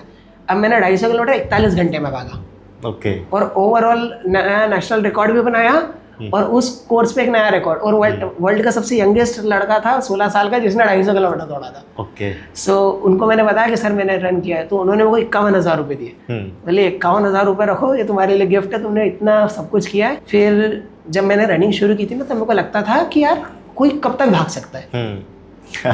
कोई कब तक भाग सकता है, कितने समय तक कर सकता है यार, मतलब अगर कंटिन्यू भी भागेगा तो कब तक कर सकता है। तो मैंने 2017 में सर्च किया था, तो न्यूजीलैंड की एक फीमेल थी, उन्होंने 84 आवर्स तक रन किया रोड पे। 84 आवर्स में उन्होंने 400 किलोमीटर लगभग, 400 नहीं, हाँ 410 किलोमीटर समथिंग रन किया। तो मैंने बोला फीमेल जब भाग सकती है तो हम क्यों नहीं भाग सकते। और हम तो यंग ब्लड है, और हम तो ऐसे देश से बिलोंग करते हैं जहाँ महाराणा प्रताप, शिवाजी जैसे लोग हैं जिनका खुद का वजन 110 किलो, 80 किलो का भाला 200 मीटर फेंक देता है। आज मेरे से लोग पूछते हैं कि वेजिटेरियन होना या नॉन वेजिटेरियन होना क्या इम्पैक्ट करता है। मतलब बिल्कुल इम्पैक्ट नहीं करता है। वेजिटेरियन लोग और ज़्यादा एंड्योरेंस वाले होते हैं। अच्छा। देखो महाराणा प्रताप घास की रोटी खाई, उन्होंने कैसा भी खाना खाया, प्योर वेजिटेरियन थे। नीरज चोपड़ा जो ओलंपिक में जेवलिन फेंकते हैं, उसका वजन 1500 ग्राम है। अच्छा। वो 90 मीटर फेंकी है ना, 89 या 88 मीटर उन्होंने फेंका। महाराणा प्रताप का वजन 110 किलो, 80 किलो का भाला उन्हें 200, 300 मीटर फेंक देते थे। 40 किलो की तलवारें चला देते थे वो, है ना। जब मतलब वो पूरे कवच पहन के खड़े होते थे तो 220 किलो वजन तो बाकी सारी चीज़ों का होता था, उनका वजन अलग। तो सोचो हम ऐसे देश से बिलोंग करते तो हम क्यों वेजिटेरियन होकर कुछ ज़्यादा नहीं कर सकते। सही बात है। तो मैंने बोला मैं ऐसा कुछ भागूंगा जिसमें सबसे आखिरी तक मुझको भागना पड़े। तो उस समय को पता था last man stand, India backyard ultra एक इवेंट होता है, उसमें जो सबसे आखिरी तक दौड़ता है वो जीतता है। बट उसका कॉन्सेप्ट ये है कि आपको 1 भी मिनट एडिशनल नहीं मिलेगा। ओके। 1 घंटे के अंदर आपको दौड़ना भी है, अपना बाकी का बैकअप भी लेना है और वापस दौड़ने भी जाना है। ओके। 59 मिनट 59 सेकंड बार वो रेस शुरू होगी और 7 किलोमीटर आपको उसमें पूरा करना है। तो मैंने फर्स्ट टाइम जब मैं रन करने गया तो मैं सबसे यंगेस्ट था, अच्छा, मेरे सामने इंडिया के सारे लेजेंड रनर्स खड़े हैं, मेरे को Okay. पता ही नहीं था कि अपन जीतेंगे नहीं। आपके ऐसे कौन रोल मॉडल है? मेरे रोल मॉडल तो किलियन जॉर्नेट है। ओके। आपने लोगों को सुना होगा, इनने एक बार एवरेस्ट ट्रेक किया है, इनने नाम 2 बार सुना है एवरेस्ट इनका। ट्रेक किया है। अब सोचो कोई इंसान कितनी बार एवरेस्ट ट्रेक कर सकते हैं पर विदाउट ऑक्सीजन, अच्छा, ये पॉइंट है कंसिडर ना। वो स्पेन में रहने वाला एक बंदा है जो बिल्कुल गरीबी से उठा हुआ है। तो अब क्या होता है, घर वाले निकाल देते हैं। तो उनने क्या किया ना कि उनने पहाड़ पे जाके अपना कैंप डाल दिया और वो रोज ट्राई करता था कि मेरे को यहाँ से लेके ऊपर तक जाना है। वो वहां से एक रनर बना और उसने अब प्लान किया कि मेरे को एवरेस्ट चढ़ना है पर विदाउट ऑक्सीजन। उनने 5-7 ट्राई किया पर नहीं चढ़ पाया। 6ठी बार जब पहुंचा ना तो वो विदाउट ऑक्सीजन ही पहुंचा। बोले मैं विदाउट ऑक्सीजन जाऊंगा। विदाउट ऑक्सीजन 1 सेकेंड 2 सेकेंड ऊपर टिका, वापस नीचे आ गया। फिर वो 7 बार ऐसे ऊपर गया, पर विदाउट ऑक्सीजन। एक क्या बिलीफ सिस्टम डेवलप हो जाता है, जैसे मांझी का लोग बोलते हैं कि जो जब उन्हें पहाड़ सागर चढ़ा, मांझी। तो नॉर्मल इंसान तो सोच भी नहीं सकता एक दीवार नहीं टूटे, पर उस इंसान ने पहाड़ इतना बड़ा तोड़ के वो कोई भी रास्ता पत्थर बनाया, वाला। पत्थर वाला, खच्चेनियों हथौड़े से। तो लाइक मुझे लगता है कि मतलब बिलीफ सिस्टम बनने लग जाता है ना। जैसे आपकी बात मतलब सुन के इतना वो लग रहा है इंस्पायरिंग कि सही में अगर थोड़ा सा माइंडसेट वगैरह हो so we can do so many things. Just like mindset, मैं सभी को कहता हूँ 5 Ds हमारे लाइफ में हमको फॉलो करने चाहिए। हाँ। डिसिप्लिन, डिटर्मिनेशन, डेडिकेशन और डिवोशन। ये 4 Ds है सबसे पहले। Okay. ये आपको फॉलो करना है। 5वां होता है डिस्ट्रैक्शन। हम्म, अगर डिस्ट्रैक्शन होगा तो ये अनदर 4 वो Ds फॉलो कर लेगा हमें। वो नहीं हो पाएंगे। और अगर ये 4 Ds है, डिसिप्लिन, डिटर्मिनेशन, डिवोशन और डेडिकेशन, तो डिस्ट्रैक्शन आपके लाइफ में हो ही नहीं सकता। Make sense. तो मैं सभी को यही बोलता हूँ। डिस्ट्रैक्शन तो खुद फॉलो करता है ना। हाँ, देखो डिस्ट्रैक्शन तो आपको ढूंढते हुए आ ही जाएगा। हाँ, आपको अनदर 4 Ds को फॉलो करना है। अगर आपने वो फॉलो कर लिया तो आपकी लाइफ में हमेशा आप सक्सेस की लाइन पे बढ़ते रहोगे। आप हर बार कुछ इनोवेटिव डिजाइन आपको करना है। तो है ना, आप इनोवेटिव क्या कर सकते हो ना, जो अभी तक दुनिया में लोग सिर्फ ढूंढ रहे हैं उसको फिगर आउट करो। जैसे अल्ट्रा डिस्टेंस रनिंग है ना, आज भी इंडिया में सिर्फ 5% रनर ही करते हैं 100% रनर्स में से। ओके। तो अब उन 5% रनर्स में से आपको वर्ल्ड चैंपियनशिप या ओलंपिक तक पहुंचने के लिए ज़्यादा मेहनत नहीं करनी है। बट जहाँ 95% अनादर रनर, दूसरे रनर्स बैठे हैं, उनको कितनी मेहनत करनी है। बट ये 5% के लिए आपको उन सबसे ज़्यादा एफर्ट्स लगाने हैं। क्या होता है ना कि 0 से लेके 95 तक पहुंचना बहुत ईजी है। आप 5 लोगों के सपोर्ट के साथ 95 तक पहुंच सकते हो। बट 95 से 100 तक पहुंचने में जितना समय आपको 0 से 95 तक आने के लिए लगा था, उससे 5 गुना ज़्यादा लगेगा। जैसे 95 से 96 तक पहुंचने में डबल एफर्ट्स हो जाएंगे। वो तो है ही सही। वो लर्निंग कर्व में ही बोलते हैं कि किसी चीज़ को सीखना बहुत इजी है, मतलब यू कैन लर्न 20 घंटे में भी सीख सकते हैं, बट वो उसके बाद जो 90% क्या प्रोसेस होती है वो एक्जैक्टली। जैसे 95 से 96 पहुंचने में आपने 95% एफर्ट लगाए, बट 96 तक पहुंचने के लिए आपको 190% एफर्ट लगाना पड़ गया। ओके। उसका डबल। अब 190 का फिर डबल होगा तब आप जाके 97 पे पहुंचोगे। अच्छा। तो ऑलमोस्ट अगर आपको 5 साल तक 95% पहुंचने में लगे तो अगले 25 साल 100 तक पहुंचने में लगेंगे। 100 तक लोग पहुंचते ही नहीं, लाइफ साइकिल ही खत्म हो जाती है। अब अगर अपन बात करते कि लाइक इंसान जैसे कोई भी बिजनेस है, जॉब वगैरह, जिसमें भी इंसान अपनी खुद की टेरिटरी छोड़ नहीं पाता। आप फर्स्ट टाइम इंडिया के बाहर किस कंट्री में गए थे पहले ये, और वहाँ पे एकदम आपका एक्सपीरियंस कैसा था कि लाइक नाउ व्हाट? जब मैंने रनिंग शुरू की थी ना, तो मैंने सोचा भी नहीं था कि मैं इंडिया को रिप्रेजेंट करूंगा या इंटरनेशनली जा पाऊंगा। जो बंदा ट्रेन के जनरल कंपार्टमेंट में वॉशरूम के पास 30 घंटे बैठ कर सफ़र कर सकता है, वो कहाँ इंटरनेशनल फ्लाइट का सपना देखेगा। बट जब मेरे को एक मौका मिला कि साउथ अफ्रीका में वर्ल्ड की सबसे पुरानी अल्ट्रा मैराथन होती है, कॉमरेड मैराथन। ओके। वो है ना 1921 से होते आ रही है। अच्छा। बताओ, जिसको अगर उसका सिर्फ ईयर काउंट करें तो 103 साल हो गए, बट वो 97th एडिशन हो सके उसके अभी तक ड्यू टू वर्ल्ड वॉर। तो मैं first time internationally south Africa गया। अब मैं प्योर वेजिटेरियन। अब प्योर वेजिटेरियन के साथ इशू वहाँ पे है ना, वहाँ पे हर चीज़ में नॉनवेज जुड़ा हुआ है और हर कोई पानी से ज़्यादा बियर दारू पी रहा है। तो अब मेरे को पहले ही मेरे कुछ फ्रेंड्स ने बताया था जो पहले वहाँ पे करके आए थे रनर कम्युनिटी ने, कि आप यहाँ से ले जा सकते हो, अपार्टमेंट में रहो और वहाँ जाके बना के खा सकते हो जी। मैं प्योर वेजिटेरियन था, मुझे सारा खाना बनाना आता है क्योंकि इंडिपेंडेंटली रहता हूँ प्रैक्टिस के लिए, तो मैं ऐसे सारा सामान ले लिया। अब मैं खुद का खाना रोज बनाता था और खाता था। वहाँ जाके मैंने फील किया कि आपको है ना इन लोकल लोगों के बीच में जाके लर्न करना पड़ेगा। यहाँ की जो लोकल कम्युनिटी है जो रन करती है, उनसे सीखना पड़ेगा कि एग्जैक्टली वो भागते कैसे।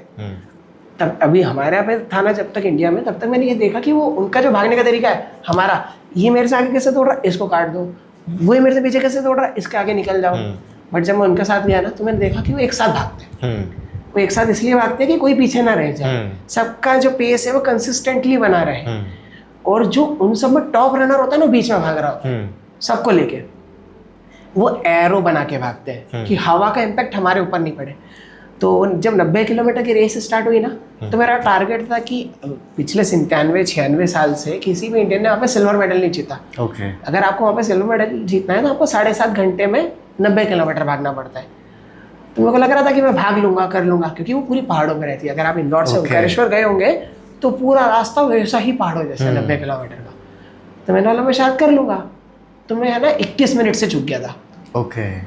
मेरे को बहुत दुखा था जब मैं पहली बार गया, क्योंकि मेरे को एक्सपीरियंस नहीं था इंटरनेशनली कैसे भागना है। अब वहाँ पे है ना जो मेरे को वहाँ पे लोगों ने बताया जो आलू है उसको भी चिकन के साथ उबाल देते हैं। अब रनर्स को है ना पोटेशियम की ज़रूरत होती है भागते वक्त, आपको कुछ सॉलिड फूड चाहिए। तो मैंने पूरे रेस में आलू भी नहीं खाया, मैं सिर्फ पानी पी के 90 किलोमीटर पूरा भाग रहा हूँ। तो मैंने देखा कि यार कमी कहाँ पर है।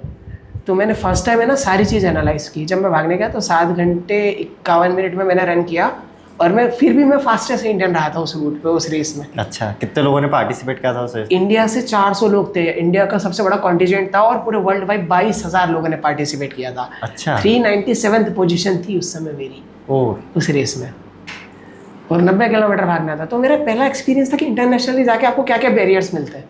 वो अपने का पानी का जो डीएस है वो अलग है, वहाँ का पानी का डीएस अलग है, वहाँ का एनवायरनमेंट अलग है। जब आप रेस शुरू करते हो तब आप माइनस टेम्परेचर से शुरू करते हो, जब खत्म होती है जब प्लस में टेम्परेचर है, तो आपको ये फील करना पड़ता है। और वो कोस्टल एरिया के पास से होके फिनिश होती है, पीटरमरीजबर्ग से डरबन तक जाती है। तो डरबन में है ना कोस्टल एरिया, जो कोस्टल एयर होती है वो आपको हेड विंड टेल विंड दोनों तरफ से हिट करती है। अब आप बहुत कंफ्यूज हो जाते हैं, आपके कान ब्लॉक होने लगते हैं, नाक ब्लॉक होने लगती है। तो मैंने फर्स्ट टाइम है ना सारी चीज़ नोट करके गया, बिल्कुल हाथ पे लिखी, फिर पेपर पे लिखी, 10 बार लिखी कि मैं कभी भूलूँ नहीं इस चीज़ को। फिर मैं 2023 में फिर से गया। अब मैं पूरी प्लानिंग के साथ गया था कि मेरे को क्या क्या करना है। मैंने पूरे रूट का मार्क, जो रूट था जहाँ पे डिफिकल्टी आने वाली, कहाँ पे चढ़ना है, कहाँ पे उतरना है, उन सबको हाथ पे मार्क किया। मार्कर से लिख के आया कि मीटर नहीं जाना चाहिए। फिर मैंने बोला कि अब भागना है अपने को। तो मैंने 7 और 26 मिनट में पूरा किया उस रन को। फर्स्ट इंडियन सिल्वर मेडल जीता था वहाँ पे कॉमरेड मैराथन में। और एक और नई चीज़ सीख के आया था कि वहाँ के जो लोग जो फर्स्ट आया था ना, फर्स्ट और सेकंड रनर, उनकी भागने की स्ट्रेटेजी ये है कि वो उनके क्लब के 10 टॉप रनर्स को उठाते हैं। उनमें से पता है कि 2-3 लोग ही है जो जीतेंगे पूरी रेस को, 20-22 हज़ार में से फर्स्ट आएगा। मैं जब सेकंड एंड सिल्वर मेडल जीता था 200 और 3 या 4 पोजीशन पे फिनिश किया था। तो जब वो लोकल लोग जब भागते हैं तो है ना एरो बना लेते हैं कि जो हेड विंड आएगी उसको कैसे रोकेंगे। हमारा जो मेन रनर है वो इफेक्ट नहीं होना चाहिए एयर से, तो वो एरो बना के भागते हैं। और 3-3 के बैचेस पीछे जो सबसे आगे भाग रहा होता है पीछे आ जाता है हर तीसरे किलोमीटर बाद।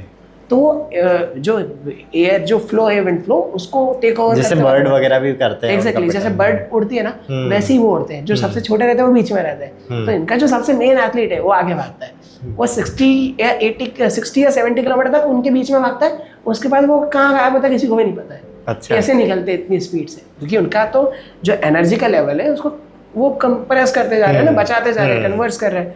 अब हमारे यहाँ पे क्या होता है ना, लोग जब भागते हैं तो पूरे शरीर को हिला देते हैं, हाथ से भी भाग रहे हैं, गर्दन भी हिल रही है, पैर भी हिल रहे हैं, अपर पोर्शन। उन्हें अर्थ को बताना है कि हम भाग रहे हैं, है ना, सबको बता देते हैं कि हम भाग रहे हैं। मतलब आसपास वालों को फील होता है इसका हाथ लग रहा है, पैर लग रहा है, बट एग्जैक्टली अगर हम भाग रहे हैं तो हमारा जो पोस्चर है वो बिल्कुल सीधा होना चाहिए, अपर पोर्शन जो है वो स्ट्रेट होना चाहिए, और एफर्ट्स जो है वो सिर्फ पैर से लगने चाहिए।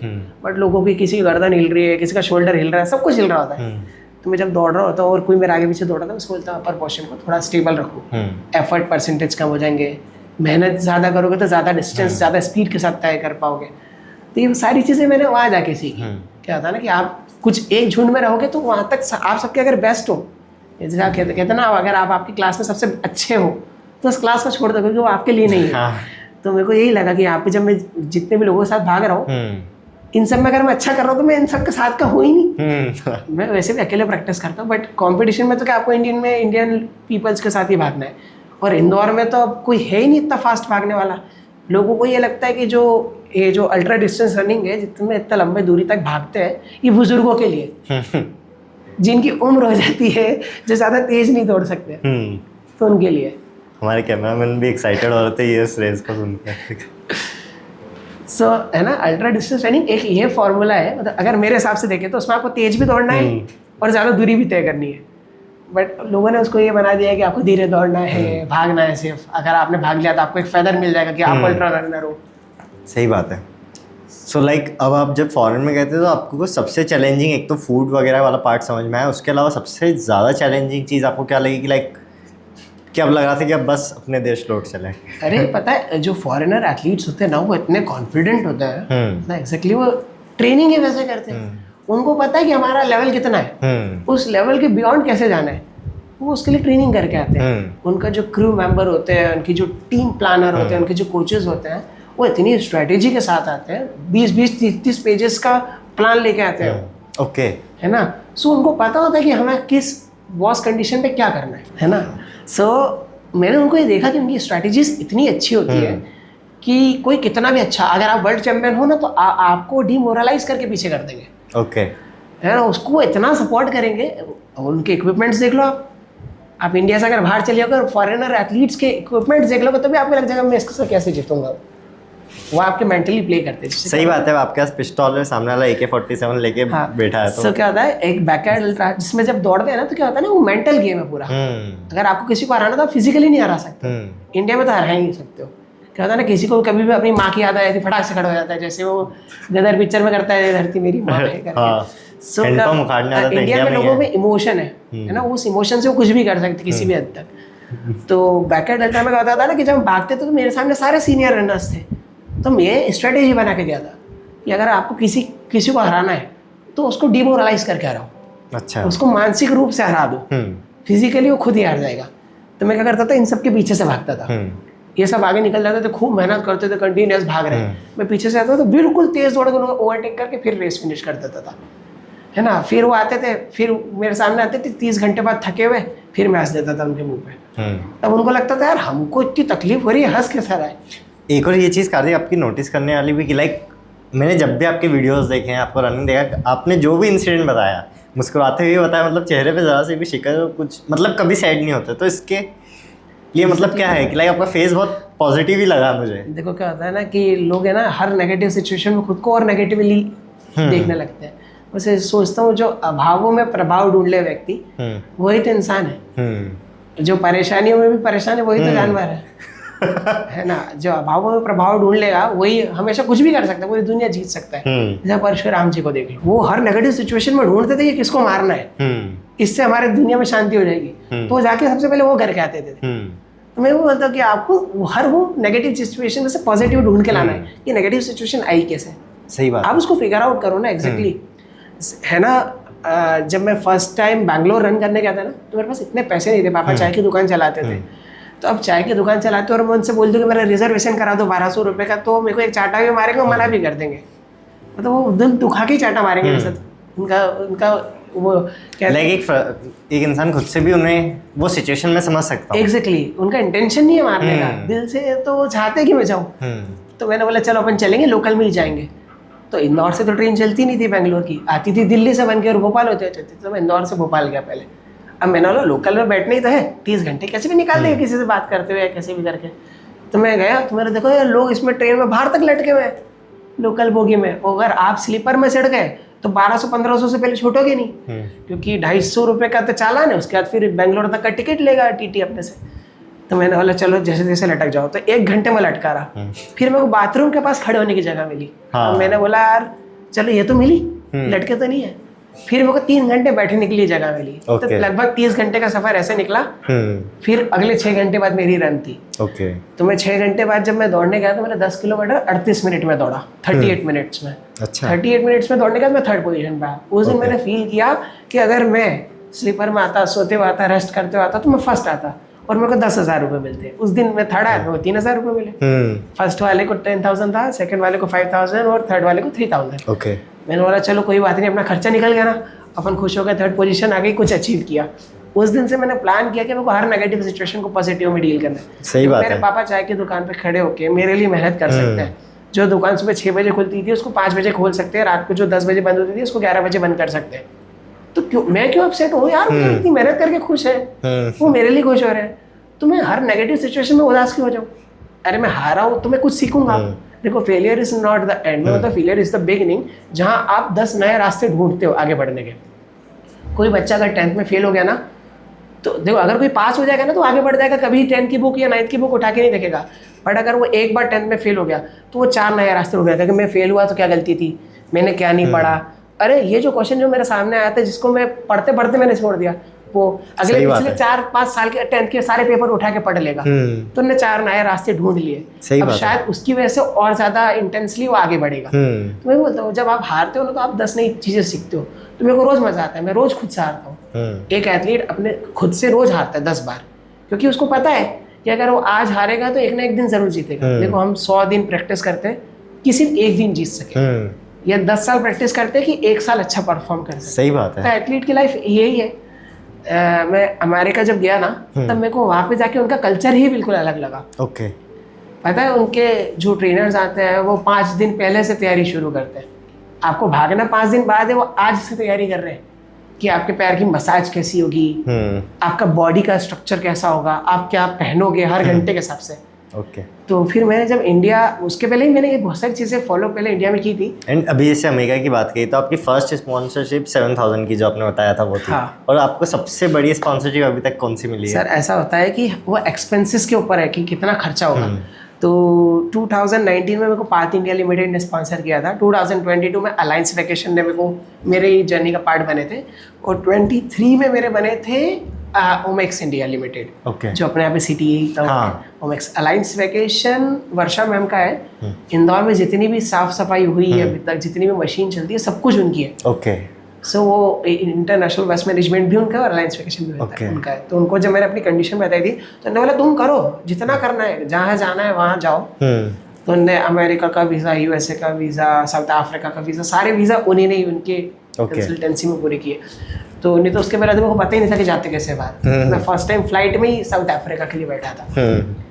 तो उन सब की वजह से मेरे को बहुत सपोर्ट मिला। अमेरिका जब मैं रन करने गया तब 7-8 लाख रुपए टोटल खर्चा हुआ, क्योंकि इक्विपमेंट्स का सबसे ज़्यादा एक्सपेंसिव होता है। एक जूते 25-30 हज़ार रुपये के आते हैं, और एक जूते से आप 600 से 800 किलोमीटर दौड़ सकते हो। जब मैं अमेरिका में रेस दौड़ने गया तो हर एक जूते को आपको 4-5-6 घंटे में बदलना ही है, क्योंकि वो गर्म हो जाएंगे, ज़्यादा ब्रेकेबल भी होंगे तो भी गर्म हो जाएंगे, या बारिश में गिले हो जाएंगे, या बर्फ़ गिरने से प्रॉब्लम होगी। तो आपको सेफ से 3 या 4 पेयर लेके जाना है। तो 1 लाख रुपए के जूते हो गए, उसके बाद क्लॉथिंग एसेसरीज हो गई, बैटरीज हो गई, टेंट लेना है, आपको सब कुछ लेना है, क्योंकि आप यहाँ से लेके जाओगे तो 5 गुना महंगा पड़ेगा, फ्लाइट में ज़्यादा चार्जेस लगेंगे। तो वहाँ पे जाके सारी चीज़ें लेना, फिर आना जाना, और वहाँ के क्लाइमेट में एक्लेमेटाइज होना, जेट लैग से बचना। 10 दिन पहले जाओ। तो सबसे ज़्यादा एक्सपेंसेस जो अभी तक खर्च हुए थे वो अमेरिका में हुए थे। ओके। उसके बाद मैं इंदौर आया, फिर हमने देखा, फिर हमारा प्लान था कि हमें इंदौर से अयोध्या तो जाना है। जैसे 2020 में जब सुप्रीम कोर्ट का निर्देश आया था कि राम मंदिर वही बनेगा जब भगवान श्री राम का जन्म है, तो मैंने देखा सब अपने अपने माध्यम से जाएंगे जब मंदिर बन जाएगा। सब अपने अपने माध्यम से जाएंगे, तो बस से, ट्रेन से, फ्लाइट से, कैसे भी चले जाएंगे। बोला क्यों ना मैं दौड़ के जाऊँ, जो भगवान श्री राम पे अपने जीवन जीने का मार्ग दिया है, क्यों ना उसी माध्यम से जाए। देखो कोई भी जाएगा तो पैसे अर्पित करेगा, फूल प्रसाद अर्पित करेगा, ये तो जो उन्होंने दिया है क्यों ना उन्हें वही अर्पित किया जाए। मैंने सोचा, तो उन्होंने मेरे को दौड़ने का मार्गदर्शन दिया, अपने जीवन में अपना जीवन चलाने का राह दी, तो क्यों ना यही उन्हें अर्पित कर दिया जाए। जो उन्होंने दिया वो सबको खुद से अपन ने किया ही क्या। तो मैंने प्लान किया था कि मैं दौड़ के जाऊँगा। 2020 में ही सोच लिया था। अब कैसे दौड़ेंगे, क्या दौड़ेंगे, तब नहीं सोचा था। फिर 23 में हम सबको पता चला 2023 में कि 22 जनवरी 2024 के दिन राम मंदिर की प्राण प्रतिष्ठा है भगवान श्री राम की। तो हमने प्लान किया कि अब हम इंदौर से अयोध्या दौड़ेंगे। 5 जनवरी के दिन हमने डिसाइड किया कि 5 जनवरी से लेकर दौड़ेंगे तो 18 तारीख 19 तारीख को पहुंच जाएंगे। तो हमने सोचा था कि 10-12 दिन में करेंगे। फिर मैंने सोचा 945 किलोमीटर है, 945 किलोमीटर हमारे धर्म, हमारे ग्रंथ या हिंदू साहित्य में कहीं से कहीं तक नहीं है। मतलब ये 945 ठीक नहीं लग रहा। तो जैसे हमारे आचार्य हमारे गुरु के नाम के आगे लगाते हैं श्री 1008, तो ना हम 1008 किलोमीटर दौड़ेंगे। लोग डिस्टेंस कम करते, हमने बोला हम बढ़ाएंगे। अरे ज़्यादा चीज़ें करो ना, 4 डिजिट का हो जाएगा और ज़्यादा अच्छा लगेगा। तो हमने पहले इंदौर में 18 किलोमीटर ऐड किया। है ना, वैसे जो शॉर्टेज डिस्टेंस था वो वाया देवास था, पर हमने इंदौर में पहले 18 किलोमीटर ऐड किया। उसके बाद हम वाया उज्जैन होते हुए, देवास होते हुए फिर अयोध्या पहुँचे। अब मेरे को 6-7 साल का एक्सपीरियंस हो चुका था, जिसमें इस दौड़ को 8 दिन 10 दिन में भी पूरा किया जा सकता था 1000 किलोमीटर को। पर मैंने सोचा कि जब भगवान श्री राम 14 साल वनवास थे, तो क्यों ना अपन 14 दिनों में इस दौड़ को पूरा करें। तो रास्ते पहले दिन हमको कोई प्रॉब्लम नहीं, हमने रंजीत हनुमान मंदिर से इंदौर से शुरू की थी हमारी रन, और पूरे रास्ते लोगों ने बहुत सपोर्ट किया। पहले दिन ज़्यादा तकलीफ नहीं आई, क्योंकि लोगों को एकदम इतना टच नहीं कर पा रहे थे लोगों से, और हमारा प्लान देखो, एक एथलीट का तो प्लान यही होता है कि उससे सिर्फ दौड़ना है, उससे लोगों से कितना इंटरेक्ट करना है उससे कोई मतलब नहीं होता है। पर मेरा भाई डिजिटल मार्केटिंग में बहुत ज़्यादा इंटरेस्ट रखता है, तो उसने मेरा पूरा पेज टेक ओवर किया और उसने उसको बहुत अच्छे से कैंपेनिंग चलाया। तो पूरे शाहजहाँपुर के बाद, शाहजहाँपुर नहीं, सेकेंड डे शाहजहाँपुर के बाद से ही लोगों ने हमें रोकना शुरू किया। दूसरे ही दिन हम हमारे टारगेट पे नहीं पहुंच पाए थे। हमें हर दिन एवरेज 74 किलोमीटर दौड़ना था। हर आधा किलोमीटर के बाद कोई रोक लेता था। हर आधा किलोमीटर स्वागत करना, आपसे मिलना, आपको कुछ चीज़ें ऑफर करना। तो लगभग मेरे पास है ना 14,000 रुपये इकट्ठे हो गए थे, 14 से लेकर 15,000 रुपये के बीच में, कि मंदिर पे चढ़ा देना। और 5-6 हज़ार रुपये लोगों ने मेरे को ऐसे ही दे दिए थे कि तुम इससे कुछ खा लेना। इतना पैसा तो ऐसे ही इकट्ठा हो गया था, बताओ। अगर कैंपेन चलाते बड़ा पैसा इकट्ठा करने के लिए तो ऐसे ही होता, बट भगवान श्री राम के नाम से थे, वो तो जैसे चला था ऐसे ही चलना था उनके आशीर्वाद से। पहले दिन, दूसरे दिन, चौथे दिन, 7वें दिन हम सिर्फ 39 किलोमीटर भाग पाए। अच्छा, सिर्फ 39 तक ही थे? हाँ, शिवपुरी वाले रूट पे पहुंच चुके थे। अब लोग आगे नहीं बढ़ने देते थे। अब कोई रोक रहा तो छोड़ता भी नहीं था, वो आधा घंटा ऐसे ही निकाल देता था। अब उसको आप उसको ये भी नहीं बोल सकते कि मेरे को जाना है। सो लाइक कार्तिक, अभी जैसे अब अपने इंदौर से अयोध्या वाली बात चली रही थी, उसी को अपन कंटिन्यू करते कि लाइक इतने 1008 किलोमीटर तक दौड़ना, तो उसमें जो कैलोरी वगैरह और वो सब चीज़ें रहती हैं, उसको कैसे मैनेज करते थे आप? सर क्या होता था ना कि हम है ना लिक्विड कार्बोहाइड्रेट कंज्यूम करते थे। जैसे इंडिया में तो नहीं मिलते जो कार्बोहाइड्रेट्स के टैब्स आते हैं, इलेक्ट्रोलाइट टैब्स, तो उसमें है ना जो ड्रिंक्स आती थी उसमें लिक्विड कार्बोहाइड्रेट्स रहते थे। अब क्या होता है, आप ज़्यादा लंबे समय तक भागते हो, ज़्यादा सॉलिड फूड पे डिपेंड नहीं कर सकते हो, क्योंकि आपको रोज उतना भागना है। अगर आपको एक दिन भागना हो तो आप ज़्यादा सॉलिड फूड खाकर ज़्यादा लंबे समय तक एक्टिविटी कर सकते हो। तो हमने ट्राई किया था कि हम लिक्विड बेस्ड कार्ब्स को कंज्यूम करेंगे और ज़्यादा लंबे समय तक करेंगे। तो इंदौर से अयोध्या की पूरी रन पे हमने 77,431 कैलोरीज बर्न हुई थी हमारी, पूरी 1008 किलोमीटर में। और टोटल जो स्टेप्स रन किए थे वो 11,32,695 स्टेप्स थे। तो मतलब हम पूरा रूट पूरा प्लान लेके चले थे। हमारे साथ पूरे रन में एक एम्बुलेंस थी, साथ में एक कार थी, और एम्बुलेंस भी इसलिए थी कि मेरे साथ साथ पूरे रूट पे बहुत सारे लोग थे। कोई चल के जा रहा है, कोई साइकिल से जा रहा है। और मतलब एक बार अपन खुद जाते तो अलग है, but her point of time पे कोई रोक रहा है। Exactly. So क्या होता था कि एक सपोर्टिंग व्हीकल तो मेरे लिए भी थे, बट साथ में बहुत सारे लोग थे जिन्हें पता ही नहीं है कि ब्लिस्टर्स क्या होते हैं, कैसे हो जाते हैं, इससे कैसे राहत पा सकते हैं। तो हमारे पास बेसिक से लेकर टॉप तक सारा मेडिकल फैसिलिटी थी। तो उन सबको सारे फैसिलिटीज प्रोवाइड करना। और हम हमारे लिए तो पानी खाना तो ठीक था, सबके लिए लेके निकले थे। कि इतनी सारी जगह थी रखने के लिए, अपना पूरा स्टाफ है, तो हम सबके लिए लेके निकले थे। हम सबकी सपोर्ट करेंगे पूरे रास्ते पर, सबको अच्छा लगेगा। और ज़्यादा तो सब भगवान के नाम पे एक ही घर पे है, तो हमने पूरी प्लानिंग के साथ उस रन को पूरा किया। और एक कहते हैं ना कि 2020 में सोचा हुआ सपना 2024 में पूरा हुआ। तो अभी इतनी सब अचीवमेंट में आपकी सबसे बड़ी अचीवमेंट आपको क्या लगती है कि जेन्युइनली? एक तो राम मंदिर की तो है, वो तो है ही, उसके अलावा आपको क्या लगता है? साउथ अफ्रीका में मैंने कॉमरेड मैराथन रन किया था। वो 97 ईयर के रिकॉर्ड में फर्स्ट इंडियन था जिसने वहाँ पर सिल्वर मेडल जीता। अच्छा। मैंने 7 घंटे 26 मिनट में उस रेस को पूरा किया। आज तक कोई इंडियन इतना फास्ट वहाँ पे रन नहीं किया था। और उसके बाद बैकयार्ड अल्ट्रा में मैंने 41 आवर में 277 किलोमीटर सिंगल शॉट में रन किया था। और वर्ल्ड चैम्पियनशिप के लिए क्वालिफाई किया था सबसे यंगेस्ट स्टेज में। आई थिंक सो कि ये मेरा सबसे ग्रेटेस्ट अचीवमेंट रहे होंगे 3। सो लाइक कार्तिक, अब अपन जैसे यूथ पे अगर अपन आते हैं तो लाइक ऐसी कौन सी हेल्दी लाइफस्टाइल की टिप्स और या कि जो आप दे सकते हो कि लाइक जो यूथ है उसको फॉलो करता है, so they could work on the physique and all this things? So मैं सभी को सजेस्ट करता हूँ कि अब हमारी जो इंडियन फूड साइकिल है ना, वो जिस टाइप से कि थोड़ा उसको 1 या 2 बार खाना, भरपेट खा लेना, जितनी भूख लगती है उससे ज़्यादा खा लेना। अच्छा बना दाल बाफले बने तो 1 बाफला और ज़्यादा खा लेना। हमारे पे कन्विंस करके लोगों को ज़्यादा खाना खिला देते हैं, है ना। तो एग्जैक्टली, बट अगर आप इंडिया के बाहर जाओगे तो लोग मल्टीपल मील्स पे डिपेंड करते हैं। और मैं सभी को यही बोलता हूँ, हम एक बार में 180 ग्राम से ज़्यादा फूड डाइजेस्ट नहीं कर सकते। अगर किसी भी एथलीट की बात करोगे तो 180 ग्राम बहुत ज़्यादा फूड हो जाता है। तो आप एक दिन में 6 या 7 मील लो, जिसमें 2 स्मूथीज और 4 सॉलिड फूड की आपकी मील हो जी। और इसमें लगभग अगर आप एथलीट हो तो 120 ग्राम 67 ग्राम प्रोटीन की ज़रूरत होती है एक नॉर्मल ह्यूमन को जो सिर्फ घर का या ऑफिस तक का काम कर रहा हो। है ना।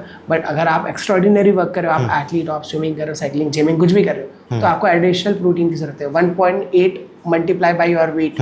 बट आपको एडिशनली भी प्रोटीन और चाहिए क्योंकि आप एक्स्ट्राऑर्डिनरी वर्क कर रहे हो। तो आप 7 मील्स लो जिसमें आपको 120 ग्राम से ज़्यादा प्रोटीन मिल जाए। ओके। और आप मल्टीपल टाइम्स खाओगे तो आपको उसके सारे न्यूट्रिएंट्स मिलेंगे। बट अगर आप ज़्यादा खा लोगे तो वो वेस्ट में निकल जाएगा। जो न्यूट्रिएंट्स मिलने चाहिए थे वो नहीं मिलेंगे। हमारे यहाँ पे लोगों को मिथ है कि अगर वो खाना छोड़ देंगे तो उनका वजन घट जाएगा। बट जब वो जो 3 टाइम या 2 टाइम ज़्यादा खाना ज़्यादा खाते थे तो डाइजेस्ट नहीं होता था, वेस्ट में निकल जाता था, बैड फैट क्रिएट होता था। बट जब वो कम खाएंगे तो सारे न्यूट्रिएंट्स मिलेंगे। ओके। अब आपको गुड फैट को एग्जैक्टली यूटिलाइज करना है तो आपको तब वर्कआउट करना है। आप बरोबर खाना खाइए। आप जब आपको वेट कम करना है ना तो आप बरोबर खाना खाइए। प्रोटीन कंजम्पशन अच्छा होगा तो आपको बैड फैट नहीं बढ़ेगा। और गुड फैट आप यूटिलाइज कर पाओगे एनर्जी के सोर्स से। ओके। तो जो भी एथलीट्स भागते हैं ना तो अपने गुड फैट को यूज़ करते हैं सबसे ज़्यादा। और एक मैं सभी एथलीट्स के लिए टिप दूंगा, अगर आपको बहुत ज़्यादा एक्स्ट्राऑर्डिनरी लेवल पे अपना गुड फैट और बैड फैट को यूटिलाइज करना है ड्यूरिंग रन, तो आपको वर्जिन कोकोनट ऑयल आता है आफ्टर वर्कआउट या फिर आफ्टर ब्रेकफास्ट 1 टीस्पून हर दिन पीजिए। तो आपको है ना आपकी बॉडी के गुड फैट बैड फैट को बैलेंस करेगा। और जब आप रन कर रहे होगे तो आप अपने गुड फैट को यूज़ कर पाओगे। ओके। एक कहते हैं ना internal source of energy, external source of energy. External source of energy वो है जो आप पूरे मंथली खाना खाते हो और जिससे पूरी बॉडी बिल्ड होती है। इंटरनल सोर्स ऑफ एनर्जी वो है जो आपने पूरे महीने खा के आपकी बॉडी को बिल्ड किया है। अब क्या करते हैं लोग, दिन भर मेहनत करते हैं, कुछ सोर्स ऑफ एनर्जी बनाते नहीं है ना। अब उसके बाद जो आपकी बॉडी बनी हुई थी उसी वेस्ट को आप खर्च करते जाते हो। अब आप अगर वर्कआउट करने जा रहे हो तो आप प्री वर्कआउट खाओगे ना एक्सटर्नल सोर्स के लिए, ऑब्वियसली। तो आपको वही खाना है। बट लोग क्या करते हैं, उठे दौड़े और फिर रनिंग को बदनाम करते हैं। रोड पे दौड़ने के बाद बोलते हैं रनिंग करने से हमारे पैर खराब हो गए। एग्जैक्टली हम किसी सही चीज़ पे नहीं जाते। आज लोग कलर और डिज़ाइन को देख के शूज़ लेते हैं। शूज़ में भी 3 टाइप के प्रोनेशन है, इनर प्रोनेशन, आउटर प्रोनेशन और न्यूट्रल। उसके बाद भी 3 अलग प्रोनेशन है, heel strike, 4 strike, mid foot strike. तो अब इतना एनालाइज करने के बाद आपको जूता लेना है, वो भी 600 किलोमीटर चलेगा। एक जूते की कॉस्ट कम से कम 20 से 25 हज़ार रुपए, उसका 20 से 22 हज़ार रुपए न्यूट्रिशन, फिर आपके ट्रेनिंग एक्सपेंसेस। तो एक एथलीट बनना शुरुआत में सबको लगता है कि बड़ा सस्ता है, क्या है, शूज, शॉर्ट्स और टी शर्ट, जैसा मैंने स्टार्ट में बताया था। बट इन द एंड आपको फील होता है कि आप जो काम कर रहे हो बहुत एक्सपेंसिव है। एंड सही बात है, लाइक कि और मेन सिर्फ यहाँ पर नहीं, अपना इंटरनेशनली भी खुद को प्रेजेंट करना अलग अलग कंट्रीज में। आपको क्या है ना कि एक बार टॉप पर जाना बड़ा आसान है, बट वहाँ पर जाकर बने रहना, उतनी ही कंसिस्टेंसी के साथ हमेशा वर्कआउट करना और उससे ज़्यादा वर्कआउट करना वो बड़ा डिफिकल्ट है। क्या होता है ना कि आप खुद के लिए करोगे ना तब आसान है, अपने घर वालों के लिए करोगे तो आसान है, बट जब आप देश की बात आती है ना तो अच्छे अच्छे के पैर के नीचे से ज़मीन खसक जाती है। 2023 जुलाई 30 को मैंने एशियन चैम्पियनशिप 100 किलोमीटर में पार्ट किया था। ओके। तो फर्स्ट टाइम इंडियन जर्सी मुझे मिली थी। तो जब उन्होंने मेरे को एक दिन पहले, रेस के एक दिन पहले जर्सी देते हैं वो और कैप देते हैं, तब मैं इतना नर्वस हो गया था, इतना प्रेशर था, क्योंकि आपसे अब पूरी कंट्री 1.4 बिलियन लोग आपसे एक्सपेक्ट करते हैं कि आप उनके देश के लिए अच्छा करोगे। तब का रेस के एक दिन पहले ही बुखार आ गया था। अच्छा, फिर मैं पूरी रात भर बैठा हूँ हाथ बांध के कि क्या होगा कल। टचवुड, भगवान के आशीर्वाद से सब कुछ सही हुआ। नेक्स्ट डे हमने अच्छा परफॉर्म किया, सिल्वर मेडल जीता अपनी कंट्री के लिए। तब मेरे को लगा कि कितना प्रेशर होता है जब आप अपने देश के लिए दौड़ रहे होते हैं। सही बात है। आपकी सालों की मेहनत आपको कुछ घंटों में बतानी है। मैं बोलता हूँ मेरे को 7 साल हो गए रनिंग करते हुए और 7 घंटे अच्छा परफॉर्म करने के लिए 7 साल मेहनत की है। कहते हैं ना कि कोई भी खिलाड़ी सिर्फ एक बार अच्छा परफॉर्म करने के लिए इसको पूरी जिंदगी लगा देता है। सही बात है। सो कार्तिक, अपन इसको लास्ट में इस टाइप से कंक्लूड करते कि अभी आपने जो पूरी जर्नी बताई कि लाइक चाय की शॉप से लेके इंटरनेशनल रिप्रेजेंट करना, तो आप अपनी लाइफ को 2 लाइन्स में कैसे कंक्लूड करेंगे? अगर आपको चांस मिले तो बताइए। अगर मेरे को चांस मिलता है अपनी लाइफ को 2 लाइन में कंक्लूड करने के लिए, तो मैं बताऊंगा कि आपको हर नेगेटिव सिचुएशन को पॉजिटिवली देखना चाहिए और फिगर आउट करना चाहिए कि आप ऐसा क्या कर सकते हो या ऐसा क्या है आपके पास जिसको आप और बेहतर तरीके से निखार सकते हो। देखो, नेगेटिव सिचुएशन सभी की लाइफ में आती है, बट बनता भी तो वही है ना। देखो, जिसके पास सब कुछ है ना वो अपनी ज़िंदगी में ज़्यादा कुछ नहीं करेगा, वही करेगा जो जमा जमाया सेटअप है। इसलिए मैं सबको कहता हूँ कि अभावों में प्रभाव ढूंढने वाला व्यक्ति आगे बढ़ता है, तो हमेशा अभावों में प्रभाव ढूंढिए। प्रभाव में अभाव ढूंढने में तो फिर आप हमेशा पीछे रह जाओगे। सही बात है। तो सभी को यही बोलना चाहता हूँ। So thank you so much, Karthik, for giving your precious time. And guys, I know you'll gain valuable insights from this podcast. Apart from his achievement, इन्होंने food, diet, nutrition and all these things के बारे में काफ़ी अच्छे से आपको explain करा है। So इसी तरह के शो के लिए जुड़े रहिए फोक्स ऑफ इंडिया के साथ। अब मैं आपको मिलता हूँ नेक्स्ट एपिसोड में। Thank you so much. जय माता दी। Thank you so much Kartik.